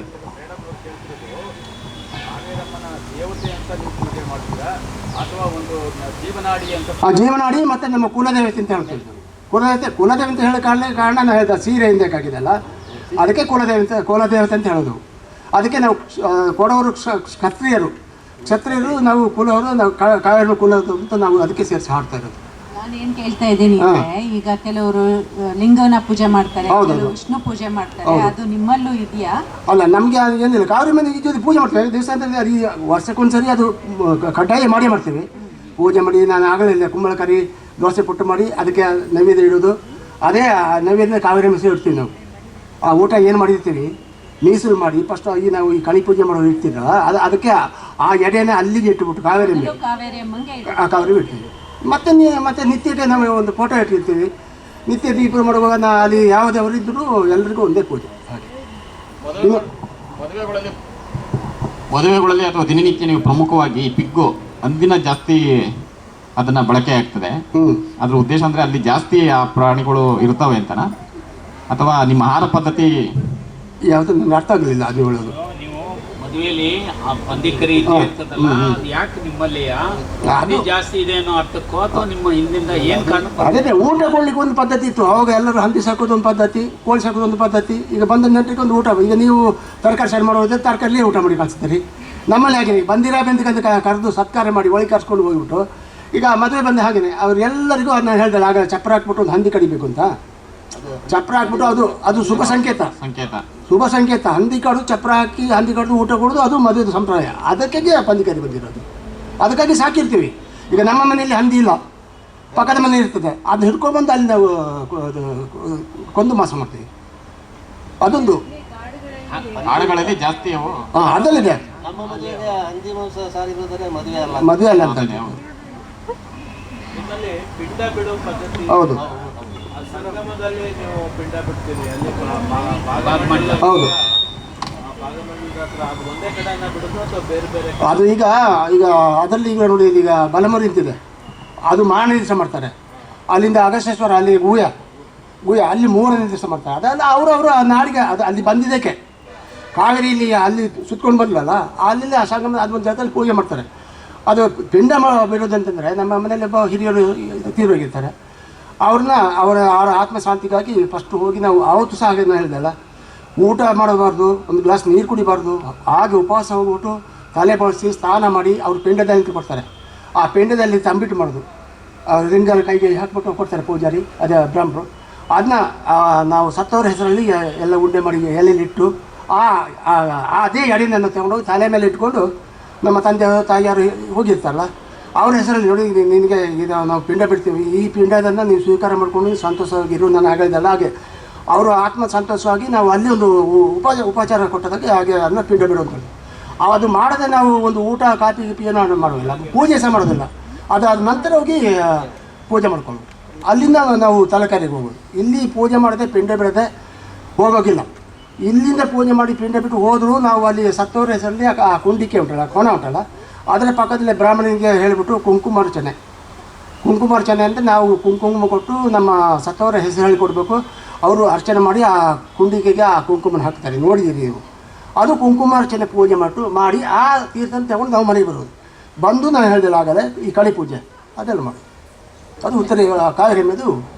ಈಗ ಸರ್, ಕೊಡವ ಸಂಸ್ಕೃತಿ ಬಗ್ಗೆ ಹ್ಞೂ ನಮ್ಮಲ್ಲಿ ಹ್ಞೂ ನಮ್ಮ ಇಡೀ ಕರ್ನಾಟಕದಲ್ಲಿ ಕೊಡವರು ಅಂದರೆ ಒಂದು ರೀತಿಯ ಹೌದು. ಗೌರವದ ಭಾವನೆ, ಮತ್ತು ಕೊಡಗು ಹೋಗೋದು ಅಂದರೆ ಒಂದು ರೀತಿ ಖುಷಿ. ಹ್ಞೂ ನಿಮ್ಮ ಕೊಡವರನ್ನ ನೋಡೋದು ಅಂದರೆ ಮತ್ತಷ್ಟು ಖುಷಿ. ಆಮೇಲೆ ಇಂಥ ಒಂದು ಸಂಸ್ಕೃತಿಯನ್ನು ನಾವೆಲ್ಲರೂ ಗೌರವಿಸ್ತಾ ಇರಬೇಕಾದ್ರೆ ನಿಮ್ಮಲ್ಲಿ ಕೆಲವರು ನಮ್ಗೆ ಯಾಕೆ ಪ್ರತ್ಯೇಕ ರಾಜ್ಯ ಬೇಕು ಅಂತ, ನಮ್ಮ ಕರ್ನಾಟಕದಿಂದ ದೂರ ಹೋಗ್ಬೇಕು ಅನ್ನೋಂಥ ಮಾತುಗಳನ್ನ ಆಡ್ತಾರಲ್ಲ, ಆಡ್ತಾರೆ. ಅದಕ್ಕೂ ಕಾರಣ ಇರ್ತದೆ. ಯಾಕಂದರೆ ನಾನು ಆಗಲೇ ನಮ್ಮ ತಿಮ್ಮೇಗೌಡರ ಜೊತೆ ಹೇಳಿದೆ, ಒಬ್ಬೊಬ್ಬರು ಒಂದೊಂದು ಅಭಿಪ್ರಾಯ ಇರ್ತದೆ. ಈಗ ಒಬ್ಬೊಬ್ಬರು ಒಂದು 10 ಜನ ಕಟ್ಕೊಂಡು ಒಂದು ಸಂಘಟನೆ, ನೀವು ಹೇಳಿದಾಗೆ ಆ ಕೊಡಗು ಬೇರೆ ಮಾಡೋದಂತ ಕೇಳೋದು, ಇನ್ನೊಂದು ಸಂಘಟನೆ ಕಟ್ಕೊಳ್ತಾ ಅದು ಮರ ಕಾಡಿಬಾರ್ದು ಅಂತ ಹೇಳೋದು, ಇನ್ನೊಬ್ಬ ಅದ ಪೈಸೆನ ಬಿಡಿಸ್ಬೇಕು ಅಂತ ಹೇಳೋದು. ಇದರ ಸಾಮಾನ್ಯ ಹೋರಾಟ. ಅದು ನಡೆಯುವಂಥ ಸಂಗತಿ ಅಲ್ಲ. ಅದು ಮುಂದಿನ ಕಾಲದಲ್ಲಿ ಮರ್ಜೆ ಆಗಿದೆ. ಈಗ ನಮ್ಮ ಕೊಡಗಿಗೆ ಬೇಕಾದಷ್ಟು ಅನುದಾನಗಳು ಬರ್ತಾಯಿದೆ, ಅಧಿಕಾರಿ ವರ್ಗದವರು ಇದ್ದಾರೆ. ಅದಕ್ಕಾಗಿ ಕೊಡಗು ಸಪ್ರೇಟ್ ಹಾಕಬೇಕು ಅಂತಿಲ್ಲ, ಹಾಕಿದ್ದಾರೆ. ನಾನು ಸಹಿತ ನಾಚಪ್ಪನ ಜೊತೆ ಈಗಲೂ ಇದ್ದೀನಿ. ಆದರೆ ಆ ಕೊಡಗು ಬೇಕು ಅಂತ ಕೇಳ್ತಾ ಇಲ್ಲ. ಈಗ ನಾವು ಕೊಡವ ಲ್ಯಾಂಡ್ ಬೇಕು ಅಂತ ಹೇಳ್ತಿದ್ದೀವಿ. ಕೊಡವ ಜಮ್ಮದ ಹಕ್ಕು ಇದೆ, ಜಮ್ಮಗಾರರು ಕೊಡಗರು ಅಂತ ಹೇಳ್ತೀವಿ. ಅದಕ್ಕೆ ಆ ಲ್ಯಾಂಡ್ ಬೇಕು, ಅದು ಓಕೆ ಹೇಳ್ಬೋದು. ಮತ್ತು ಇದು ಕೊಡಗು ಸಪ್ರೇಟ್ ನೀವು ಹೇಳಿದಾಗ ಸಪ್ರೇಟ್ ಮಾಡೋದು ಸರಿ ಇಲ್ಲ. ಅದಕ್ಕೆ ಯಾರು ಹಾಂ ಅವರಿಗೆ ಬೇಕು. ಹಾಂ ಅದು ಕೋವಿ, ಕತ್ತಿ, ಜಮ್ಮ ಆ ಹಕ್ಕು ನಮಗೆ ಬೇಕು. ಅದನ್ನ ಉಳಿಸ್ಕೊಡ್ಬೇಕು ಅಂತ ನಾವು ಹೋರಾಟ ಮಾಡ್ತಿದ್ದೀವಿ. ಸರ್, ನಿಮ್ಮ ಮೊದಲನೇದಾಗಿ ನಮಸ್ಕಾರಗಳನ್ನ, ನನ್ನ ವಂದನೆಗಳನ್ನ ತಿಳಿಸ್ತೀನಿ. ನಿಮ್ಮನ್ನು ನೋಡಿ ತುಂಬ ಖುಷಿ ಆಗ್ತಾ ಇದೆ. ಆಮೇಲೆ ನಾನು ಮೊದಲನೇದಾಗಿ ನಿಮ್ಮನ್ನ ಕೊಡಗು ಜನಾಂಗ ಅಂತಂದರೆ ಬರೀ ಟಿ ವಿನಲ್ಲಿ, ಈ ಚಿತ್ರಪಟದಲ್ಲಿ ಮತ್ತು ಪೇಪರ್ಗಳಲ್ಲಿ ಮಾತ್ರ ನೋಡ್ತಿದ್ದೆ. ಇವತ್ತು ಎದುರಿಗೆ ಪ್ರತ್ಯಕ್ಷವಾಗಿ ನೋಡ್ತಾ ಇದ್ದೀನಿ. ನಾನು ಈ ಕ್ವಶನ್ನ ಯಾಕೆ ಹೇಳ್ತಿದ್ದೀನಿ ಅಂತಂದರೆ, ನನ್ನ ಫ್ರೆಂಡ್ ನಾವು ಕಾಲೇಜ್ ಟೈಮಿಂಗಲ್ಲಿ ವೇಷಭೂಷಣ ಸ್ಪರ್ಧೆ ಮಾಡುವಾಗ ಕೊಡಗು ಡ್ರೆಸ್ ಹುಡುಕ್ಬೇಕು ಅಂತ ಇಡೀ ರಾಮನಗರನೇ ಹುಡುಕಿದ್ವಿ, ಎಲ್ಲೂ ಸಿಗಲಿಲ್ಲ ಸರ್. ಈ ಕಪ್ಪು ಅಂತಂದರೆ ಕೆಟ್ಟದು ಅಂತ ಕೆಲವರು ಹೇಳ್ತಾರೆ, ಮತ್ತು ವೈಟ್ ಅಂತಂದರೆ ಶ್ವೇತವರ್ಣ, ಸ್ವಚ್ಛವಾದದ್ದು, ಸ್ವಚ್ಛವಾಗಿರುತ್ತೆ ಅಂತ ಹೇಳ್ತಾರೆ. ನೀವು ಯಾವಾಗಲೂ ಈ ಕಪ್ಪು ಮತ್ತು ಬಿಳಿ, ಈ ಕಪ್ಪು ಶರ್ಟ್ ಮತ್ತು ಪ್ಯಾಂಟು ಮತ್ತು ಅದ್ರ ಮೇಲೆ ಒಂದು ಕಪ್ಪು ಕೋಟು ಪೇಟ್ ಹಾಕೋತಾರೆ. ನಮ್ಮಲ್ಲಿ ಮದುವೆ ದಿನ ಮಾತ್ರ ನಮ್ಮ ಇವರು ಪೇಟನ ಹಾಕೊಳ್ತಾರೆ, ನೀವು ಯಾವಾಗಲೂ ಹಾಕೊಳ್ತೀರಾ. ಯಾಕೆ ಇದು ಹೆಂಗ್ ಬಂತು ನಿಮ್ಗೆ? ಇದನ್ನೇ ಹಾಕೋಬೇಕು ಅಂತ ಯಾಕೆ? ಇದು ನಮ್ದು ಒಂದು ಹಳೆ ಕಾಲದಿಂದ ನಡ್ಸ್ಕೊಂಡ ಪದ್ಧತಿ. ಯಾಕೆಂತ ಹೇಳಿದ್ರೆ, ನಾವು ಮದುವೆ ಆಗುವಾಗ ಈ ಬ್ಲ್ಯಾಕ್ ದಟ್ಟಿ ಕುಪ್ಸಲ್ಲ. ದಟ್ಟಿ ಇದೆ, ಪೇಟೆ ಇದೆ, ಇದೆಲ್ಲ ಇದೆ. ಈಗ ಇದಲ್ಲ ಕುಪ್ಸಲ್ಲ, ವೈಟ್ ಹಾಕಿ ಮದುವೆ ಆಗೋದು, ವೈಟ್ ಕುಪ್ಪಸ. ಆ ಕುಪ್ಪಸ ಹಾಕಿ ಮದುವೆ ಆದವನು ಆ ಕುಪ್ಪಸನ ಇಟ್ಟಿರ್ತಾರೆ. ಹಾಗೆ ಅವನು ಅಂತ್ಯಕಾಲಕ್ಕೆ ಅದೇ ಕುಪ್ಪಸನ ಹಾಕಿ ಅವನಿಗೆ ಅಲ್ಲಿ ಮಸನ ಹಾಕ್ತಾರೆ. ಅರ್ಥ ಆಯ್ತಾ? ಈಗ ಕುಪ್ಪಸ ಬಂದಿದೆ. ಯಾಕೆಂದರೆ ಮದುವೆ ಆದವನು ಮತ್ತೆ ಈಗ ನನ್ನ ಹೆಂಡತಿನ ಕರ್ಕೊಂಡು ಒಂದು ಮದುವೆಗೆ, ನಿಮ್ಮಂಥವ್ರ ಮದುವೆಗೆ ಬರಬೇಕಾದ್ರೆ ಫಸ್ಟು ಒಂದು 2-3 ಕಡೆ ಮದುವೆ ಹೋಗ್ಬೇಕಾರೆ ಅಥವಾ ಒಂದು ಟೆಂಪಲ್ ಹೋಗ್ಬೇಕಾರೆ ಈ ಕುಪ್ಪಸನ ಹಾಕ್ಕೊಂಡೆ ನಿಮ್ಮ ಪಕ್ಕದ ಮದುವೆಗೆ ಬರಬೇಕು. ಅದು ಆಗಿಂದ ನಡ್ಕೊಂಡು ಬಂದಿರೋ ಪದ್ಧತಿ. ಇದನ್ನು ಈ ಕಪ್ಪು ಕುಪ್ಪಸನ ಹಾಕೋದು ಕೊಡೋರು ಮಾತ್ರ. ಗೌಡ ಜನಾಗಿದ್ದಾರೆ, ಕುಡಿಯೋ ಜನಾಗಿದ್ದಾರೆ. ಈಗ ಹಾಕ್ತಾರೆ, ನಮ್ದು ಕೇಳ್ಕೊಂಡು ಹಾಕ್ತಾರೆ ಪ್ರೋಗ್ರಾಮ್ ಮಾಡಲಿಕ್ಕೆ, ಅದು ಇಲ್ಲಂತಿಲ್ಲ. ಆದರೆ ಅವ್ರಿಗೆ ಹಕ್ಕು ಇಲ್ಲ ಅದು ಹಾಕಲಿಕ್ಕೆ. ಇದು ನಮ್ಮ ಕೊಡೋರಿಗೆ ಮಾತ್ರ. ಇದು ಗೌಡ ಜನಾಂಗಕ್ಕೆ ವೈಟ್ ಕುಪ್ಸ್ ಹಾಕ್ಬೋದು, ಅವ್ರಿಗೆ ಹಕ್ಕಿದೆ. ಅವರಿಗೆ ನಮ್ಮ ಕೊಡಗಲ್ಲಿ ನಮಗೆ ಹೇಗೆ ಹಕ್ಕುಂಟು, ಜಮ್ಮ ಉಂಟು, ಅವ್ರಿಗೂ ಜಮ್ಮ ಇದೆ. ದೇವಸ್ಥಾನದಲ್ಲಿ ಈಗ ಅವರು ಮುಖ್ಯಸ್ಥರಾಗಿದ್ದಾರೆ. ತಾಲೂಕಾಗಿ ನಿಮಗೆ ಗೊತ್ತಿದೆ, ಅಲ್ಲಿ ಮುಖ್ಯಸ್ಥರು ಗೌಡರು ಅಲ್ವಾ? ಹಾಂ, ಅವ್ರಿಗೆ ಬ್ಲ್ಯಾಕ್ ಆಗ್ತಾರೆ, ಹಾಕಬಾರ್ದು. ಅವರು ನಮ್ಮಲ್ಲಿ ಪ್ರಶ್ನೆ ಮಾಡ್ತಾಯಿಲ್ಲ, ಮಾಡೋಗೋದ್ರೆ ದೊಡ್ಡ ಗಲಾಟೆ ಆಗುತ್ತೆ. ಅವ್ರು ಹಾಕಬೇಕಾಗಿದ್ದು ಅದು ಆ ಬ್ಲ್ಯಾಕ್ ಯಾಕೆ ಹೊತ್ತು ಹಾಕ್ತಾ ಇರೋದು ಅವನು, ಆ ಜಾಗ ಮುಂದೆ ಕೊಡೋರು ಆಸ್ತಿ. ಈಗ ಉಂಟಲ್ಲ ಅವರು ಆ ಮಣ್ಣಿನ ಕೊಯ್ಮೇಲೆ ಅವನು ಮಾಡ್ತಾನೆ ಗೌಡ. ಆ ಗೌಡ ಈಗ ಏನು ಮಾಡ್ತಾಯಿದ್ದಾನೆ, ಆ ಮಣ್ಣಿನ ಕೊಯ್ಮೇಲೆ ಮಾಡಬೇಕಾದ್ರೆ ಅವ್ನು ಕಪ್ಪು ಕುಪ್ಪಸ್ ಹಾಕಬೇಕು, ಇಲ್ಲಾಂದ್ರೆ ವೈಟ್ ಕುಪ್ಪಸ್ ಹಾಕಬೇಕು. ವೈಟ್ ಕುಪ್ಪಸ್ ಹಾಕಿ ದೇವಸ್ಥಾನದಲ್ಲಿ ಕೆಲಸ ಮಾಡ್ತಾರೆ. ಅವರು ಮುಖ್ಯಸ್ಥರಾಗಿರ್ತಾರೆ. ನಮ್ಮಲ್ಲಿದೆ ಭದ್ರವಳ್ಳಿ ಟೆಂಪಲ್ಗೆ ನಮ್ಮಲ್ಲಿ ಗೌಡ ಕುಟುಂಬದವರು ಮುಖ್ಯಸ್ಥ. ಅವನು ಮೇನು. ಅವ್ರ ಜೊತೆ ನಾವು ಅವನಿಗೆ ವೈಟ್ ಕುಪ್ಪಸ. ನಿಮ್ಮಲ್ಲಿ ರಾಜರಿದ್ರು, ಹೌದು. ಇವಾಗ ವೀರರಾಜ ಅವರೆಲ್ಲ ಇದ್ರು. ನಿಮ್ಮ ಕೊಡವರಿಗೂ ರಾಜರಿಗೂ ಏನು ಅನುಭವ ಅನ್ಸುತ್ತೆ ಈಗ? ಅನುಭವ ಅಂದರೆ, ಈಗ ರಾಜರ ಕಾಲದಲ್ಲಿ ಏನು ಮಾಡಿದ್ರು ಅಂದರೆ, ಅವುಗಳು ಈ ದಟ್ಟಿಗೆ ಈಗ ನಾವು ಈ ಥರ ಡಿಸ್ಟೆನ್ಸ್ ಚೇಂಜ್ ಮಾಡಿ ಹಾಕ್ಕೊಂಡಿದ್ದೇವೆ. ಈಗ ನಾವು ಮುಂದೆ ಈಗ ಒಂದು ಪ್ಯಾಂಟ್ ಹೊಲಿದ್ದು ಗೊತ್ತಿತ್ತಿಲ್ಲ ನಮ್ಮ ಹಿಂದಿನ ಕಾಲದವರಿಗೆ ಅಲ್ವಾ? ಈಗ ಬಂದು ಹೊಸ ಈ ಥರ ಪ್ಯಾಂಟು, ಈ ಥರ ಕುಪ್ಸ ಹೊಲಿದ್ದು ಗೊತ್ತುಂಟು. ಮುಂದೆ ಕುಪ್ಸ ಆಗಿತ್ತಲ್ಲ, ಈ ಥರ ಇಲ್ಲ, ಬರೀ ಒಂದು ಉದ್ದಕ್ಕಾಗಿ ಇಲ್ಲಿ ಮಡಿ ಗಂಟೆ ಒಂದು ಕುಪ್ಸ ಹಾಕೋದು. ಹಾಂ, ಮುಂದೆ ಅರ್ಥ ಇತ್ತು. ಆವಾಗಲೇ ಅದು ಬೆಳೆದೇ ಇರಲಿ ಕಪ್ಪೇ ಇರಲಿ ಒಂದೇ. ಅದು ಚಡ್ಡಿ ಇತ್ತು ಇದು ಗೊತ್ತಿಲ್ಲ, ಒಟ್ಟು ಕುಪ್ಸ ಹಾಗೆ ಆವಾಗಿಂದ ಬಂದಿದೆ. ಆವಾಗ ಬಂದಿದೆ. ಆವಾಗ ಒಂದೇ ಹಾಕ್ತಾ ಇದ್ದದ್ದು ಒಳಗೆ ಕಾಚಿ ಕಟ್ಟಿಕೊಂಡು ಒಂದೇ, ಇನ್ನೇನಿಲ್ಲ. ಈ ಪೇಟೆ ಗಿಟ್ಟೆಲ್ಲ ಮತ್ತೆ ಬಂದಿರೋದು. ಇದಿದೆ ನಿಮ್ಮ ಪೀಚೆ ಕಟ್ಟಿ ಇದೆಲ್ಲ ಮುಂದೆ ಬಂದಿದೆ, ಅದು ಕಟ್ಟೋದು. ಇದು ಈಗ ನಮಗೆ ಎಲ್ಲ ಇದು ನೋಡಿಕೆ ಚಂದ, ಇದು ನಾವು ಸ್ವಂತ ಕಟ್ಟುತ್ತೇವೆ ಕೈಲಿ, ನಮಗೆಲ್ಲ ಗೊತ್ತಿದೆ. ಅದು ಉದ್ದ ರುಮಾಲಿ ಇಲ್ಲಿಂದ ಅಲ್ಲಿವರೆಗೆ ಇರ್ತದೆ, 3-4 ರೌಂಡ್ ಹಾಕಿ ಮತ್ತೆ ಈ ಥರ ಈ ಪಟ್ಟಿನ ಇಟ್ಟು ಕಟ್ತೇವೆ ನಾವೇ ಕಟ್ತೇವೆ. ನಾವು ಇದಕ್ಕಿಂತ ಚೆನ್ನಾಗಿ ಕಟ್ತೇವೆ. ಈಗ ಅಮ್ಮ ಕೊಡೋರು ಅಂತ ಒಂದು ಬರುತ್ತಲ್ಲ. ಹೌದು, ಅಮ್ಮ ಕೊಡೋರು ಅಂದರೆ ಮುಂದಿನ ಕಾಲದಲ್ಲಿ ಈಗ ಬಂದು ನಾನು ಆಗಲೇ ಹೇಳಿದೆ, ಬ್ರಾಹ್ಮಣರು ಬಂದಿರೋದು, ಬ್ರಾಹ್ಮಣರು ಮತ್ತೆ ಬಂದು ಸೇರ್ಕೊಂಡಿರೋದು ದೇವ್ರದ್ದು ಎಲ್ಲ ನಾಡಲ್ಲಿ ಪೂಜೆ ಮಾಡಲಿಕ್ಕೆ ಎಲ್ಲ. ಈಗ ಎಷ್ಟೋ ಬ್ರಾಹ್ಮಣಗಳು ಇದ್ದಾರೆ, ಕಷ್ಟ ಇದ್ದಾರೆ, ಹೋಗ್ತಾ ಇರ್ತಾರೆ. ಮುಂದೆ ಹಾಗೆ ಬ್ರಾಹ್ಮಣರು ಇರ್ತಿಲ್ಲ ನಮ್ಮ ಕೊಡಗಲ್ಲಿ. ಆವಾಗ ಕೊಡವ ಜೊತೆ ಉಪಜನಕ ಅಮ್ಮ ಕೊಡವ, ಆಯಿತಾ. ಅಮ್ಮ ಕೊಡೋರು ನಮ್ಮ ಕೊಡೋರು ಹಾಗೆ ನಮ್ಗೆ ಎಲ್ಲ ಆಚಾರ ವಿಚಾರ ಮಾಡಿದ್ರು. ಅವರು ಮಧು ಮಾಂಸ ತಿನ್ನಬಾರ್ದು, ಕುಡಿಬಾರ್ದು. ಆ ಕಾಲದಲ್ಲಿ ಕುಡಿತಿತ್ತಿಲ್ಲ ಅವರು, ಏನು ಮಾಡ್ತಿತ್ತಿಲ್ಲ. ಈಗ ಬಿಡಿ, ಈಗ ನಮಗಿಂತ ಡಬ್ಬಲ್ ಇದ್ದಾರೆ.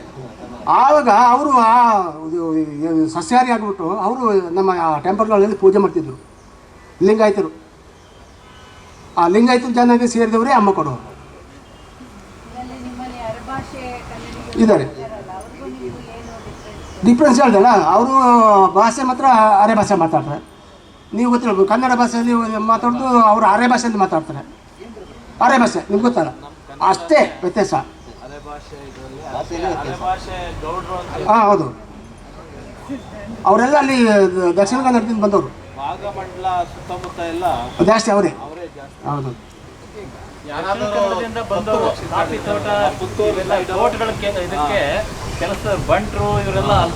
ಸರಿ ಸರ್ ಕೇಳಿ. ಅವರು ನಮ್ಮ ಎಲ್ಲ ನಾಡಲ್ಲಿ 35 ನಾಡಲ್ಲಿ ಆ ಕೊಡವ ಕುಟುಂಬದ ಪಕ್ಕದಲ್ಲಿ ಒಂದು ಬಂದಿದ್ದಾರೆ ಗೌಡರು, ಆಯ್ತಾ. ಈ ಕೊಡವ ಎಲ್ಲಿ ನಿಂತಿದ್ದಾನೆ ಅವ್ರ ಪಕ್ಕದಲ್ಲಿ ಬಂದು ನಿಂತರು ಅವರು, ಅರ್ಥ. ಅವ್ರ ಪಕ್ಕದಲ್ಲಿ ಈ ನಾವು ಕಾಳಚಂಡ ಮನೆ ಅಂತ ಹೆಸರಿದೆ, ಅವರು ಕಾಳಚಂಡ ಮಾಡಿದರು. ತೇಲಂಡ ಮನೆ ಇದೆ, ತೇಲಪಂಡ ಮನೆ ಇದೆ, ಆ ತೇಲನ್ನ ಅಂತ ಮಾಡಿಕೊಟ್ರು. ಆ ಅರೆಭಾಷೆಗಳು ನಮ್ಮ ಸಂಬಂಧಪಟ್ಟು ಒಟ್ಟಿಗೆ ನಿಂತಿದ್ದಾರೆ ನಮ್ಮ ಮಣ್ಣು ಟಚ್ಚಿಗೆ. ಆ ಉಪಜನಗ ಅಂತ ನಿಂತ್ಕೊಂಡಿದ್ದಕ್ಕೆ ಆ ಅರೆಭಾಷೆ ಅಂತ ಹಾಗೆ ಮಾಡಿಕೊಂಡು ಅವರು ಮನೆ ಹೆಸರು ಹಾಕ್ಕೊಂಡು ನಮ್ಮ ಜೊತೆ ಸೇರಿ ಆಡೋರು ಎಲ್ಲ ಸೇರ್ತಾರೆ.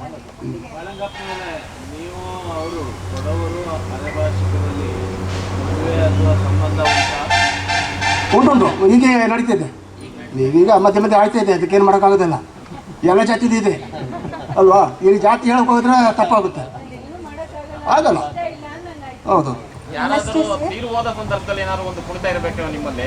ಏನಂತ ಸತ್ತೋದ ಸಂದರ್ಭದಲ್ಲಿ ಈಗ ಕೊನೆಯಲ್ಲಿ ಬಾಳೋಪಾಟ್ ಅಂತ ಹಾಡ್ತಾರೆ.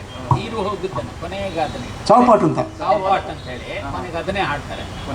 ಕಂಪಲ್ಸರಿ ಅವರು ಮದುವೆಯಲ್ಲಿ ಹೆಂಗಸರು ಹಾಡಲ್ಲ, ಇವರೇ ಹಾಡೋದು. ನಾವು ಮದುವೆಯಲ್ಲಿ ಈಗ ಒಂದು ಹೆಣ್ಣು ಗಂಡನ ಅವ್ರು ಹುಟ್ಟಿ ಬೆಳೆದು, ತಂದೆ ತಾಯಿಯಿಂದ ಹುಟ್ಟಿ ಬೆಳೆದು ಅವರು ಬೈತಿಗೆ ಬಂದು ಮದುವೆ ಮಾಡ್ತೀವಲ್ಲ, ಅಲ್ಲಿವರೆಗೆ ನಾವು ಹಾಡಿ ಅನುಸರಿಸುತ್ತೇವೆ.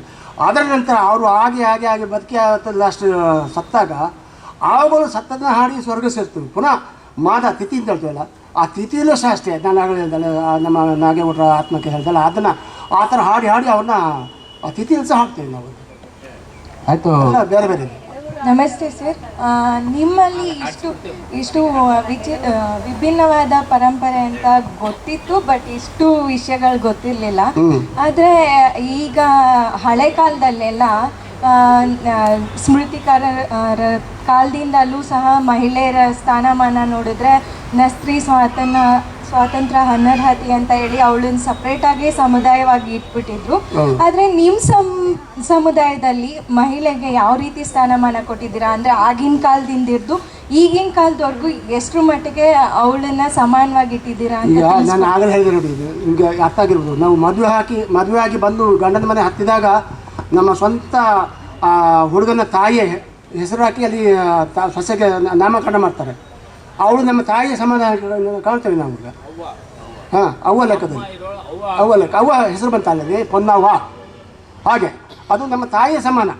ಅಣ್ಣನ ಹೆಂಡತಿ ಆಗಿರ್ಬೋದು, ತಮ್ಮನ ಹೆಂಡತಿ ಆಗಿರ್ಬೋದು, ಅವ್ರು ನಮ್ಮ ತಾಯಿ ಸಮಾನ. ಅವರು ಆ ಥರ ನಾವು ಅವರಿಗೆ ಗೌರವ ಕೊಟ್ಟು. ಅಲ್ಲ, ಆ ಮಗು ಕೇಳ್ತಿರೋದು ಸ್ತ್ರೀಯರಿಗೆ ನಿಮ್ಮಲ್ಲಿ ಸಮಾನವಾದ ಹಕ್ಕನ್ನ ಕೊಟ್ಟಿದ್ದೀರಾ? ಅಲ್ಲ, ಮುಂದೆ ಅಂದರೆ ಹಕ್ಕು ಅಂದರೆ ನಮ್ಮ ಗಂಡನ ಮನೆ ಬಂದು ಸೇರಿದಾಗ ಗಂಡಂದೇ ಹಕ್ಕು ಅವ್ರ ಮಕ್ಕಳಿಗೂ ಅವಳಿಗೂ. ಹಾಂ, ಅವ್ರ ಕಡೆಗೇನೆ.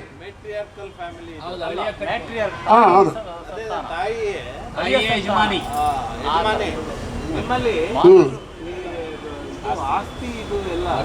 ಹೌದು, ಇರ್ತದೆ. ಈಗ ನೋಡಿ ಪುನಃ ಈಗ ಒಂದು ಕೇಸೆಲ್ಲ ಆಗಿ ನೋಡಿ, ಈಗ ಕೊಟ್ಟು ಹೋದ ಮದುವೆ ಆದ ಹುಡುಗಿಗೆ ನಮ್ಮ ಜನ್ಮದ ಹಕ್ಕು ಕೊಡಬೇಕು ಅಂತ ಬಂದಿದೆ.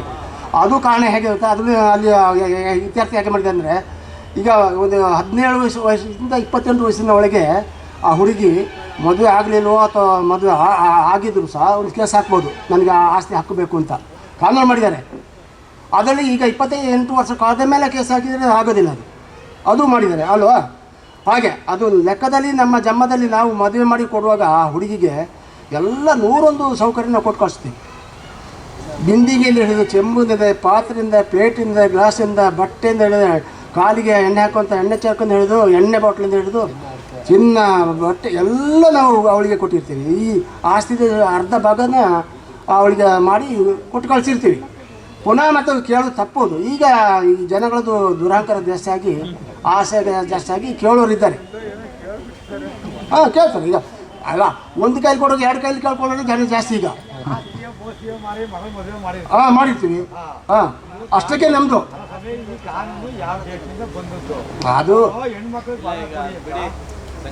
ಅದು ನಮಗೆ ಬೇಕಾಗಿಲ್ಲ. ನಿಜವಾಗಿ ಈಗ ನಮ್ಮ ಅಕ್ಕ ತಂಗಿಯರು ಹೋಗಿದ್ದಾರೆ, ಅವ್ರು ಕೇಳ್ತಾ ಇಲ್ಲ.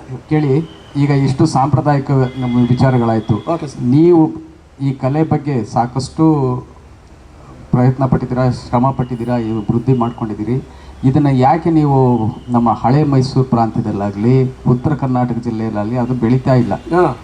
ಇದಕ್ಕೆ ಕಾರಣ ಏನು? ಜೊತೆಗೆ ನಿಮ್ಮ ಜೀವನಕ್ಕೆ ಏನು ಆಧಾರ? ಜೀವನಕ್ಕೆ ಆಧಾರ ಅಲ್ಲ, ಈ ಕಲೆಗಳನ್ನ ನಾನು ಆಗಲೇ ಹೇಳ್ತೀನಿ ನೋಡಿ, ನಾವು ಪ್ರದರ್ಶನ ಮಾಡುವಂಥ ಕಲೆಗಳಲ್ಲ ಇದು.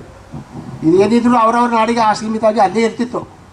ಈಗ ಈಗ ಈಗ ನೀವೇ ಕರೆದ್ರಿ, ಈಗ ನೀವೇ ನಮ್ಮ ಒಂದು ಇಂಥ ಪ್ರದರ್ಶನ ನೋಡಬೇಕು, ನೀವು ಅಲ್ಲಿ ಬಂದು ನೋಡೋಕ್ಕಾಗೋದಿಲ್ಲ. ಈಗ ಇವರಿಬ್ಬರು ನಮ್ಮ 3 ಜನ ಬಂದು ನೋಡಿದ್ದಾರೆ. ಅಂಥ ಕಲೆಗಳ, ವಿಶಿಷ್ಟ ಕಲೆಗಳನ್ನ ನಾವು ಇಲ್ಲೇ ಅಂತ ತೋರಿಸ್ಬೇಕು ಅಂದರೆ ನಾವು ಅಲ್ಲಿ ಫಸ್ಟು ನಮ್ಮ ನಾಡಿನ ತೀರ್ಮಾನ ಇದೆ, ಅಥವಾ ಒಂದು ಟೆಂಪಲ್ ಇದೆ, ಆ ಟೆಂಪಲಿಗೆ ನಾವು ಫಸ್ಟು ಬೇಡ್ಕೊಳ್ತೀವಿ. ನಾವು ಹೊರಗಡೆ ಹೋಗಿ ತೋರಿಸ್ತೀವಿ, ಅದಕ್ಕೆ ತೊಂದರೆ ಮಾಡಬಾರ್ದು. ಆ ಥರ ಮಾಡೋ ಅಂಥ ಕಲೆಗಳಿದು. ಈಗ ಯಾಕೆಂದರೆ ನಾವು ಈಗ ಎಲ್ಲೋ ಇಲ್ಲಿ ಡೆಲ್ಲಿಯವರಿಗೆ ಕರೀತಾರೆ, ಅಥವಾ ಇನ್ನೊಂದು ಹೊರದ ರಾಷ್ಟ್ರಗಳಿಗೆ ಕರೀತಾರೆ, ಹಾಗೆ ಹೋಗಿ ಮಾಡ್ತೀವಿ ಅಷ್ಟೇ. ಈಗ ಇವರು ತಪ್ಪು ಕಾಣಿಕೆ ಇಟ್ಟು ದೇವರ ಹತ್ರ, ಹೌದು, ಆಮೇಲೆ ಹೊರಗಡೆ ಹೋಗ್ತಾರಂತೆ. ಹೌದು, ಕಲೆಯನ್ನ ಕಳಿಸ್ಲಿಕ್ಕೆ ಮಾಡಬಾರ್ದು, ಮಾಡಿದ ದೋಷ ಬರ್ತದೆ. ಈಗ ಅದಕ್ಕಾಗಿ ನಾವು ಅದನ್ನ ಅಲ್ಲಿ ಆ ದೇವರಿಗೆ ತಪ್ಪು ಕಾಣಿಕೆ ಹಾಕಿಬಿಟ್ಟು ಕಟ್ಟಿಬಿಟ್ಟೇ ಬರೋದು. ಕಟ್ಟಿಬಿಟ್ಟು ಆಮೇಲೆ ಹೊರಗಡೆ. ಹೌದು, ನಾನು ಆಗಲಿಲ್ಲ ಫಸ್ಟು ಕುಣಿಯೋದೇ ಬಳ್ಕಾಟ ಅಂತ ಇದ್ದಾರೆ, ಟೆಂಪಲ್ ಅಂತ ಹೇಳಿದೆಲ್ಲ, ಆಗ ಅಲ್ಲೇ ಕುಣಿಬೇಕಲ್ಲ ಅದು. ಈಗ ಏನು ಕರೆಯುವಾಗ ಗೌರ್ಮೆಂಟ್ ಕಾರ್ಯಗಳು ಮಾಡ್ತೀವಿ, ನೀವು ಕರೆಯುವಾಗ ಬರದೇ ಆಗೋದಿಲ್ಲ ಅಂತ ಹೇಳೋಕ್ಕಾಗೋದಿಲ್ಲ. ಅದಕ್ಕೆ ನಾವು ಫಸ್ಟಲ್ಲಿ ಮಾಡಿ ಅದನ್ನು ಬೇಡಿ ಇರ್ತೀವಿ, ಆ ಥರ ಮಾಡ್ತಿದ್ದೇವೆ. ಅಲ್ಲ, ಅವ್ರದ್ದು ಕಲ್ಚರಲ್ ಐಡೆಂಟಿಟಿ ಏನಿದೆ ಅದನ್ನ ಉಳಿಸ್ಕೊಳ್ಳೋದು. ಹೌದೌದು, ಒಂದು ನಮ್ಮ ಕರ್ತವ್ಯ ಅಗತ್ಯ ಇದೆ. ಅದರಿಂದ ಅವರು ಹಾಡಿ ಧರ್ಮನ ಬಿಟ್ಟು ಈಚೆಗೆ ಬಂದಿರಲ್ಲ. ಇಂಥ ಸಂದರ್ಭಕ್ಕೆ ಹೊರಗೆ ಹೋದ್ರು ಅಲ್ಲಿಗೆ ಸಲ್ಲಿಸೋ ಗೌರವ ಕೊಟ್ಬಿಟ್ಟು ಅವ್ರ ಹತ್ರ ಕೇಳ್ಬಿಟ್ಟು ಬರುವಂಥ ರೂಪ ಇದೆ ಅಂತ. ಅದು ಅಲ್ಲದೆ ಈಗ ನಾವು ನೋಡಿ, ಈಗ ನಿಮಗೆ ಎಷ್ಟೋ ಕಡೆ ನಾವು ಪ್ರೋಗ್ರಾಮ್ ಹೋಗ್ತೇವೆ, ಕಾರ್ಯಕ್ರಮ ಕೂಡ ಹೋದಾಗ ಅಲ್ಲೆಲ್ಲ ಕುಣಿಬೇಕು ಅಂತ ಹೇಳ್ತಾರೆ, ಅಲ್ಲಿ ಬೀದಿಯೆಲ್ಲ ಕುಣ್ಕೊಂಡು ಬರಬೇಕು ಅಂತ. ನಾವು ಅದಕ್ಕಿಲ್ಲ, ತಯಾರಿಲ್ಲ. ಅದು 1000 ಲಕ್ಷ ಕೊಟ್ಟರು ನಾವು ಕುಣಿಯೋದಿಲ್ಲ. ಏನಿದ್ರು ವೇದಿಕೆ ಅಷ್ಟೇ. ಅಲ್ಲಿ ಬೇಕಾದ್ರೆ ಪ್ರಶಿಕ್ಷಣ ಬರ್ತೀವಿ ನಾವು ಎಲ್ಲ, ನೀವು ನೋಡಿದ್ದೀವಿ, ಎಷ್ಟೋ ಕಡೆ ನೋಡಿದ್ದೀವಿ. ಪ್ರಶಿಕ್ಷಣ ಭಾಳಪಟ್ಟು ಹಾಡ್ಕೊಂಡು ಬರ್ತೀವಿ, ಕುಣಿಯೋ ಅಷ್ಟು ನಾವು ಮಾಡೋದಿಲ್ಲ. ತಗೊಂಬತ್ತಾಟ ಆಗಲಿ, ಬೊಳಕಾಟ ಆಗಲಿ, ಕೋಲಾಟ ಹೇಳಕತ್ತ ಏನಿದ್ರು ಸ್ಟೇಜ್ ಅಷ್ಟೇ. ಪಳಂಗಪ್ಪರು ಇನ್ನು ಬಹುತೇಕ ಮುಗಿಸೋ ಹಂತಕ್ಕೆ ಬಂದಿದ್ದೇವೆ. ಇನ್ನೇನಾದ್ರು ತೀರಾ ಮುಖ್ಯ ಪ್ರಶ್ನೆ ಇದ್ರೆ, ಜೊತೆಗೆ ಒಂದು ಪರಿಕಳಿ ಒಂದು ಪ್ರದರ್ಶನ ಮತ್ತು ಬಾಳಪಾಟಿನ ಹಾಡು, ಅದು ನೀವು ಇದು ಪಡಿಯಾಟ ತೋರಿಸ್ಬೇಕು. ಹಾಗೆ ಅಧ್ಯಕ್ಷ ಕೊಟ್ಬಿಡಿ.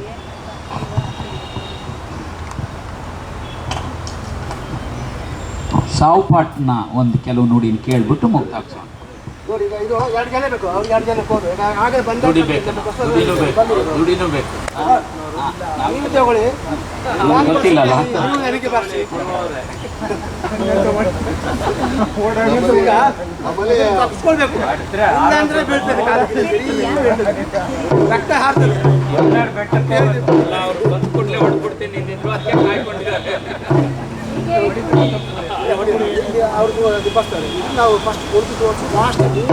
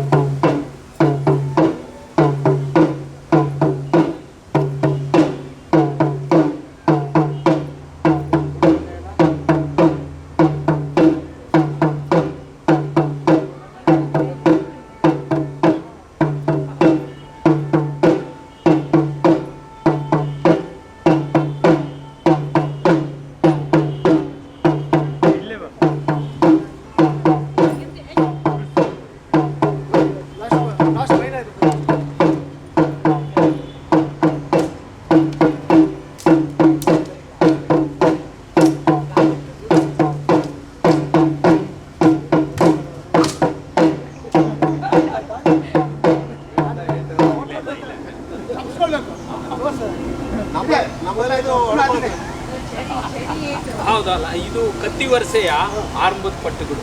ನಮ್ಮೂರೇ ಹೊತ್ತ ಈಗ ಬಂದಾಯ್ತು ಪುನಃ ಅದೇ ಬರ್ತಾ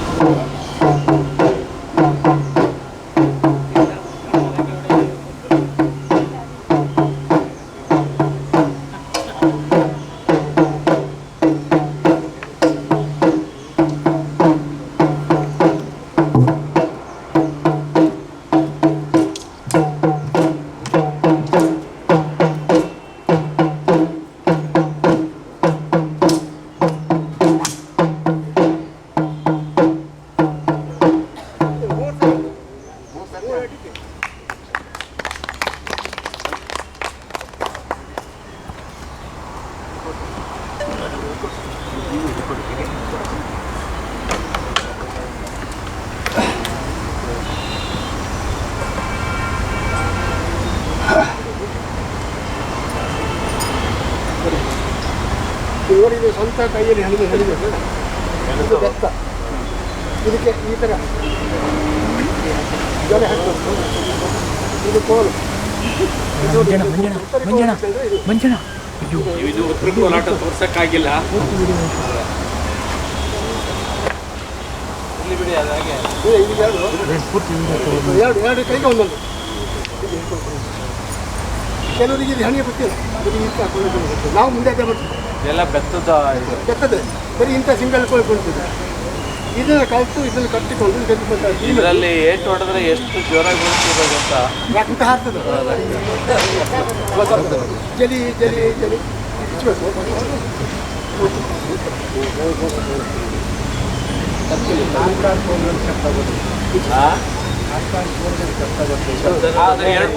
ಗೊಂಚಿಲ ಬೆತ್ತದ 2-3 ಕೇಳ್ಬಿಟ್ಟು ಈಗ ಈಗ 12 ಜನ ಕುಣಿಯೋಗ ಯಾಕೆ ಸೌಂಡ್ ಇಲ್ಲೇ ಸೌಂಡ್. 24 ಕೋಲ್ ಬೇಕು ಒಂದು ಟೀಮಿಗೆ. ಇದು ಒಂದು ಕೋಲ್ ಕಟ್ಟಬೇಕು ಸದ್ಯ ಗೊತ್ತಿಲ್ಲ. ಬಳಂಗಪ್ಪನವರೇ ಬಹಳ ಹೆಣ್ದಿರುವಂಥದ್ದು. ಇಲ್ಲಿಗೋಸ್ಕರ ಇಲ್ಲಿಗೆ ಬಹಳ ಸೂಕ್ಷ್ಮವಾದ ಒಂದು ಜಡೆ ಹೆಣ್ದಂಗೆ ಹೇಳ್ಕೊಂಡು ಇದರಲ್ಲಿ ಒಂದೇ ಇದರಲ್ಲಿ ಒಂದೇ ಈ ಹಗ್ಗದಲ್ಲಿ 4 ಒಂದನೇ ಸುತ್ತಿ ಇಲ್ಲಿ ಬಂತು, ಇಲ್ಲಿ ಬಂತು, ಇಲ್ಲಿ ಬಂತು, 4 ಗಾಡಿ ಬಂತು. ಈಗ ನಮ್ಮ ಜನಪದ ಲೋಕಕ್ಕೆ ಕೊಟ್ಟಿದ್ದೀನಿ. ಇದು ನಮ್ಮ ಕೋಟೆಬಸವೇಶ್ವರ ಕಲಾ ಸಂಘದ ವತಿಯಿಂದ ನಮ್ಮ ಜನಪದ ಲೋಕಕ್ಕೆ ನಾವು ಅರ್ಪಣೆಯಾಗಿ ನಮ್ಮ ಕಲಾವಿದರ ಪರಿಕರ ಅಂದರೆ ಕೋಲಾಟ ಪರ್ಯಾಟ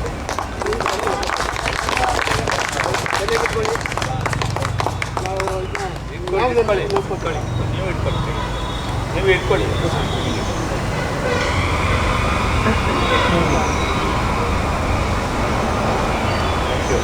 ಧನ್ಯವಾದ. ಎಲ್ಲ ಹೊಡಿತಾ ಇರ್ತದೆ ಸರಿಯಾದ ಟೈಮ್ ಹೋಗ್ಬೇಕು.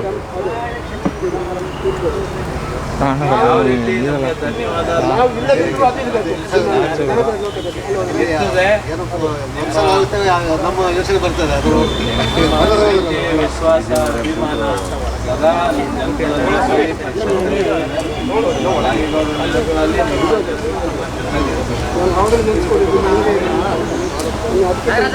ಭಿನ್ನವಾಗಿ ಹಾಡಬೇಕು ಅಂತ ಅದೇ ಅವ್ರು ಮಾಡಿ ನಿಮಗೆ ಟೈಮ್ ಇಲ್ಲ. ನಾವು ಹಾಡ್ಬೇಕು ಒಂದು ಅರ್ಧ ಗಂಟೆ ಅಂತ ಹೇಳೋದು. ಅಲ್ಲಿ ಹೋಗೋದು ಹಾಗೆ ಅವ್ರು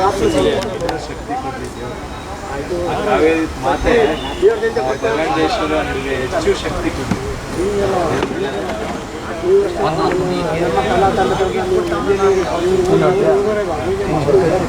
ಹೋಗ್ತಾರೆ ಇಟ್ಟು ಹಣ ಇಡ್ತಾರೆ, ಬಾಯಿಗೆ ನೀರು ಕೊಡ್ತಾರೆ, ಬಂದುಬಿಡ್ತಾರೆ. ತಿಥಿ ಮಾಡ್ತಾರೆ, ಒಂದು 2 ಬರ್ತಾರೆ ಮಾಡ್ತಾರೆ. ಇನ್ನು ಅಲ್ಲಿ ಹಾಡುಗುಡಿ ಏನಿಲ್ಲ. ಅಂಥದ್ದಲ್ಲಿ ಆ ಕೊಡಗಿನ ಮೂಲೆಗೆ ನಮ್ಮನ್ನು ಕರೀತಾರೆ. ಅವರ ಆತ್ಮಕ್ಕೆ ತಿಥಿಲಿ ಹಾಡಲಿಕ್ಕೆ ನಮ್ಮನ್ನು ಕರೀತಾರೆ. ನಾವು ಎಷ್ಟು ಕಡೆ ಹೋಗಿದ್ವಿ, ಗೋಣಿಕೊಪ್ಪ, ಪೊನ್ನಪೇಟೆ, ವಿರಾಯಪೇಟೆ, ಬೆಂಗಳೂರವರೆಗೆ ಹೋಗಿದ್ವಿ. ತಿಥಿ ಮಾಡೋಕೆ ನಮ್ಮನ್ನು ಕರೀತಾರೆ. ಸಕಲೇಶಪುರದಲ್ಲಿ ಹೋಗಿ ಹಾಡಿದ್ದೀವಿ. ಅಲ್ಲಿ ಹಾಡಿ ನಮ್ಮ ಸ್ವರ್ಗ ಸೇರ್ತ ಹೇಳ್ತಾರೆ. ಅದು ಹಾಡು, ಆ ವಿಶಿಷ್ಟ ಹಾಡನ್ನ ನಮ್ಮ ಮುಖಾಂತರ ಹಾಡಿಸ್ತೀವಿ ಅವರು ಮಾಡ್ತಾ ಇದ್ದಾರೆ. ಅದಾಗಬಾರ್ದು. ಅವರು ಕಲಿಯೋದಿಲ್ಲ, ಏನು ಮಾಡೋದು ನಮ್ಗೆ ಗೊತ್ತಿದೆ. ಮೈಸೂರು ಬೆಂಗಳೂರಿನೆಲ್ಲ ನಿಮ್ಮ ಜನ ಇದ್ದಾರೆ ಅವ್ರು ಯಾಕೆ ಕಲಿಬಾರ್ದು? ಕಲಿಬೇಕು. ಈಗ ಸ್ವಲ್ಪ ಮಾಡ್ತಿದ್ದಾರೆ. ಈಗ ನಾವು ನೋಡಿ, ಅಲ್ಲಿ ಉಮ್ಮತ್ತಾಟ ಟ್ರೈನಿಂಗ್ ಇತ್ತಿಲ್ಲ. ನನ್ನ ಮಗಳೇ ಸ್ವಂತ, ನನ್ನ ಮಗಳಿಗೆ ಮದುವೆ ವಿರಾಯಪೇಟೆಲಿದ್ದಾಳೆ. ಅವಳೇ ಹೋಗಿ ಕೊಡೋ ಸಮಾಜದಲ್ಲಿ ಅವಳು 20 ದಿವಸ ಅಲ್ಲಿ ಇದ್ದು ಟ್ರೈನಿಂಗ್ ಕೊಟ್ಟಿದ್ದು, ಈಗ ಕಲ್ತ್ಕೊಂಡಿದ್ದಾರೆ ಉಮ್ಮತ್ತಾಟ. ನನ್ನ ಮಗಳು ಮೇಯ್ನ್ ಉಮ್ಮತ್ತಾಟ. ಭಾಳ ಬಳ್ಕಟ್ಟು ಅಷ್ಟೇ. ಇಲ್ಲಿ ನಮ್ಮ ಕಾಲೂರವರು ಇದ್ದಾರೆ, ಅಲ್ಲಿ ನಮ್ಮ ಸೂರ್ಯ ಇದ್ದಾರೆ, ಮುಕ್ಕುಳವರು ಇದ್ದಾರೆ. ಅದೆಲ್ಲ ನಮ್ಮಲ್ಲಿ ಕಲ್ತು ಹೋದವರು ಅಲ್ಲಿ ಇರುತ್ತೆ. ಈಗ ಎಲ್ಲ ಮಾಡ್ತಿದ್ದಾರೆ, ಇಲ್ಲ ಅಂತಿಲ್ಲ. ಅದಂತರೂ ಈ ಸಾವಲ್ಲಿ ತಿಥಿಯಲ್ಲಿ ಅಷ್ಟೆಲ್ಲ ಹಾಡ್ಲಿಕ್ಕೆ ಬರೋದಿಲ್ಲ ಅವರಿಗೆ. ಒಂದಿಷ್ಟು ಹಾಕ್ತಾರೆ. ಈಗ ಪ್ರೋಗ್ರಾಮ್ 5 ನಿಮಿಷ ಇರ್ತದೆ, 10 ನಿಮಿಷ ಇರ್ತದೆ, ಅಷ್ಟು ಕಾಳು ಮಾಡಿ ಹೋಗ್ತಾರೆ. ನಮ್ಮನ್ನು ಬಿಟ್ಟರೆ ನೀವು ಬೆಳಗ್ಗೆ ಹೋಗಿ ಕೂತಿರ್ಬೇಕು. ನಿದ್ರೆ ಬಂದರೂ ಸರಿ ಕೂತಿರ್ಬೇಕು. ಹಾಗೆ ಹಾಂ, ಮತ್ತೆ ತಿಳ್ಕೊಳ್ತೀವಿ. ಫಸ್ಟು ಅವರ ಅಡ್ರೆಸ್ಸು ಏನು, ಫಸ್ಟ್ ನಮ್ಮ ಕೈಲಿ ದಾಖಲೆ ತಗೊಂಡು ಮತ್ತೆ ಅದನ್ನು ಸ್ಟಾರ್ಟ್ ಮಾಡ್ಬೋದು.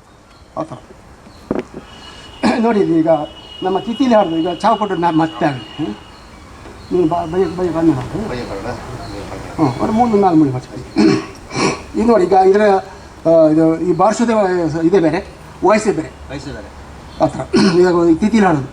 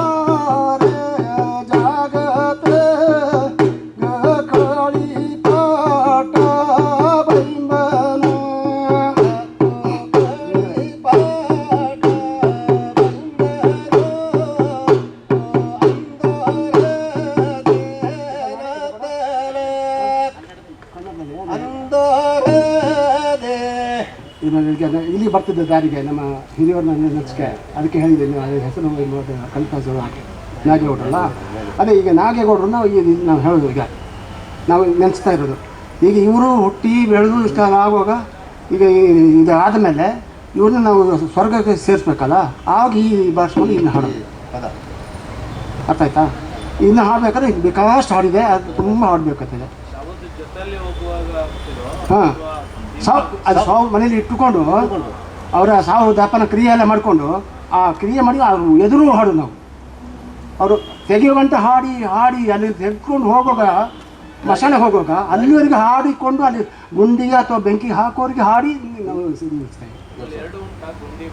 ಹಾಂ, ಉಂಟು ಬೆಂಕಿ ಗುಂಡಿ ಎರಡು ಉಂಟು. ಯಾಕೆಂದರೆ ಅಲ್ಲಿ ಕೆಲವ್ರದ್ದು ಮಣ್ಣುಗಳಲ್ಲಿ ದೇವರ ನೆಲೆಗಳಿದೆ, ಅಲ್ಲಿ ಸುಡಬಾರ್ದು ಅಂತ ಉಂಟು, ಅದರ ಹೊಗೆ ಆ ದೇವಸ್ಥಾನಕ್ಕೆ ಬರುವಂತ. ಅದಕ್ಕಾಗಿ ಕೆಲವು ಮಣ್ಣಲ್ಲಿ ಗುಂಡಿಗಿಂತ ಹುಡ್ತೀವಿ, ಕೆಲವರಲ್ಲಿ ಸುಡ್ತೀವಿ. ಆಗ ಮಣ್ಣಲ್ಲಿ ಅಥವಾ ಸುಡುವಾಗಿನ ಒಂದು ಗತ್ತು ನುಡಿಸಿ ಅಷ್ಟಕ್ಕೆ ಮೊದಲೇ ಎಲ್ಲರಿಗೂ ಒಂದು ಧನ್ಯವಾದ ಹೇಳ್ಬಿಡ್ತೀನಿ.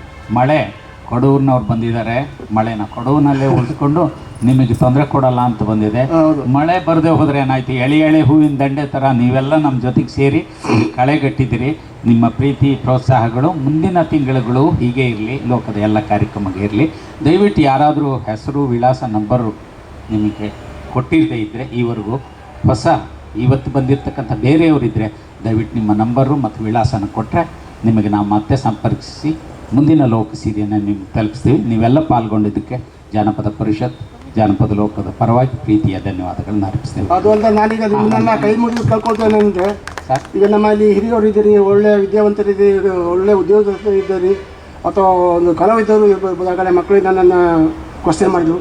ಹಾಗೆ ಈಗ ನಮ್ಮ ಕಲೆಗಳನ್ನ ನೀವು ಖುಷಿಪಟ್ಟು ಇನ್ನೊಂದು ಕಡೆಗೆಲ್ಲ ಕಳಿಸ್ಬೇಕು, ಕರಿಬೇಕು ಅಂತಂದರೆ ಏನಿದ್ರು ನಮ್ಮ ಬಸವರಾಜ್ ಅವರು ಇದ್ದಾರೆ, ಜಾನಪದ ಲೋಕದಲ್ಲಿ ನನ್ನ ಅಡ್ರೆಸ್ ಫೋನ್ ನಂಬರ್ ಇದ್ದಾರೆ.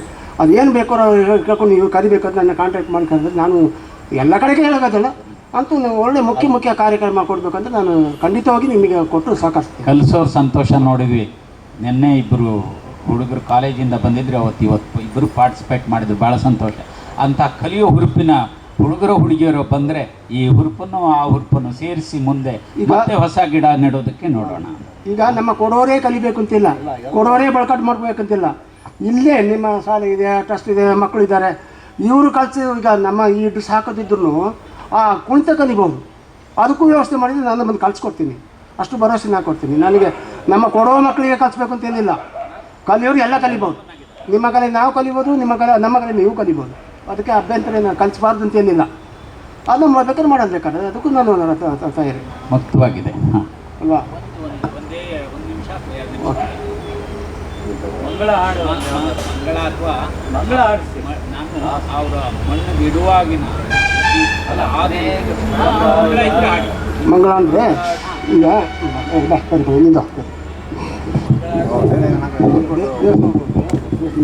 ಬನ್ನಿ ನಾನು ಈಗ ನಾವೊಂದು ಪ್ರೋಗ್ರಾಮ್ ನಮ್ಮ ದೇವಸ್ಥಾನಕ್ಕೆ ಹೋಗ್ತೀವಿ ಅಥವಾ ದೇವಸ್ಥಾನ ವಾಪಸ್ ಬರ್ತೀವಿ, ಅಲ್ಲಿ ಆ ದೇವ್ರನ್ನೆಲ್ಲ ಹಬ್ಬ ಹರಿದನ್ನು ನಡೆಸಿ ತೀರಿಸಿ ಬರೋ ಇದನ್ನ ನಾನೊಂದು ಬುಕ್ಕು ಕೊಡ್ತಿದ್ದೀನಿ ನಿಮಗೆ, ಮರ್ಸ್ಬಿಟ್ಟೆ ಆಗಲೇ. ನಾನೊಂದು ಸಣ್ಣದಾಗಿ ಬರೆದಿದ್ದೀನಿ, ನಾನು ಕೊಡೋ ಭಾಷೆ ಇದೆ, ಅದು ಅಕ್ಷರ ಕನ್ನಡನೇ, ಯಾರು ಓದ್ಬೋದು, ಇಲ್ಲೇ ಇದೆ. ಅದು ನಿಮ್ಮ ಲೈಬ್ರರಿ ಇಟ್ಕೊಳ್ಳಿ ನನ್ನ ಹೆಸರಲ್ಲಿ. ಅದನ್ನು ನಾನು ಪಟೋಲ್ ಪಾಲ್ ಮೇಲೆ ಇಲ್ಲದನ್ನು ಹಾಡಿದ್ದೀನಿ, ಅದು ಅಂತಂತ ಹಾಡಿದೆ, ಅಂತಂತ ಸೆಂಟೆನ್ಸ್ ಇದೆ. ಯಾಕೆಂದರೆ ಒಂದು ನೋಡಿ, ಒಂದು ಬಳ್ಳಿ ಒಂದು ಹಬ್ಬ ಇರ್ತದೆ ಅಲ್ಲಿ ಮಾತು ಮೇಲೆ, ಅದರಲ್ಲಿ ಒಂದೇ ಹೂವು ಅಲ್ಲ, ಸಾವಿರಾರು ಹೂವಾಗಿರ್ತದೆ.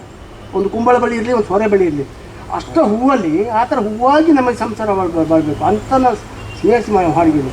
ಈಗ ಒಂದು ಮದುವೆ ಆಗಿ ಗಂಡ ಹೆಂಡತಿ ಅಲ್ಲಿ ಸೇರಿದ ಮೇಲೆ ಅವ್ರಿಗೆ ಮಕ್ಕಳಾಗಬೇಕಾದ್ರೆ ಆ ಥರ ಹೂವಾಗಿ ಅಲ್ಲಿಂದ ಅದು ಈ ಕುಂಬಳದ ಹಣ್ಣು ಕೆಂಪಾಗಿ ಬರ್ತಲ್ಲ, ಆ ಥರ ದಂಪತಿಗಳು ಹಣ್ಣಾಗಿ ಕೆಂಪಾಗಿ ನೂರಾರು ವಯಸ್ಸು ಬಾಳೆ ಅಂತ ಹೇಳೋಕ್ಕೆ ಆ ಸಂದೇಶ ಕೊಟ್ಟು ಆ ಸೂಚನೆ ಕೊಟ್ಟು ಹಾಡಿದ್ದೀನಿ.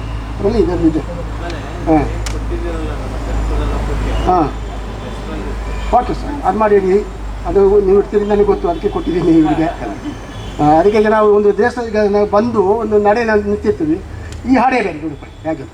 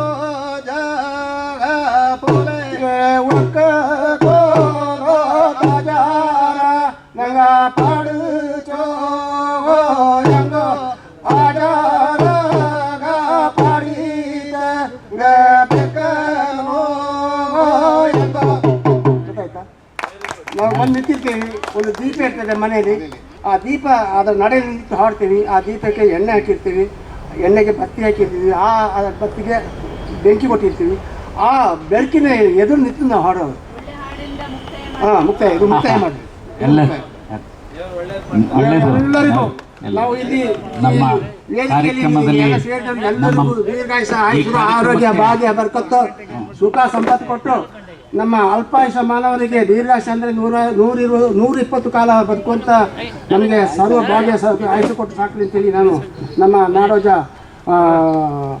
ನಾಗೇಗೌಡರನ್ನ ನೆನೆಸ್ಕೊಂಡು, ನಮ್ಮ ಇಂದಿರಾ ಮೇಡಮ್ ನೆನೆಸ್ಕೊಂಡು, ನಮ್ಮ ಅಧ್ಯಕ್ಷರಾದ ತಿಮ್ಮೇಗೌಡರನ್ನ ನೆನೆಸ್ಕೊಂಡು, ನಮ್ಮ ಬಸವರಾಜು, ನಮ್ಮ ಇಲ್ಲಿ ಕೂಡಿದ ಎಲ್ಲ ಕಲಾಭಿಮಾನಿಗಳು, ನಮ್ಮ ಈ ಜನಪದ ಲೋಕದ ಎಲ್ಲ ಬಂಧು ಮಿತ್ರರಿಗೂ ನಮಗೆ ಸುತ್ತ ನಮಗೆಲ್ಲರೂ ಸುಖ ಸಂಪತ್ತು ಭಾಗ್ಯ ಕೊಟ್ಟು ಸಾಕಿ ಸಾಗಲಿ ಅಂತೇಳಿ ನಾನು ನಮ್ಮ ನಾಡಿನ ಕುಲದೇವತೆ ಕಾವೇರಿ ಮೇಲೆ ಗೀತಪುರ ಬೇಡಿಕೊಂಡು, ನಮ್ಮ ಎಲ್ಲರ ಗುರು ದೇವರು ಅಥವಾ ಮನೆ ದೇವರು ಅಥವಾ ಕುಲದೇವರು ಏನು ಇರ್ತದೆ ಅವರೆಲ್ಲ ಸಹಾಯ ನಮಗೆ ಅಂತೇಳಿ ನಿಮಗೆಲ್ಲ ಹೊಂದಿಸುತ್ತಾ ನಮ್ಮ ಕಾರ್ಯಕ್ರಮ ಮುಗಿಸ್ತೇವೆ. ನಮಸ್ಕಾರ.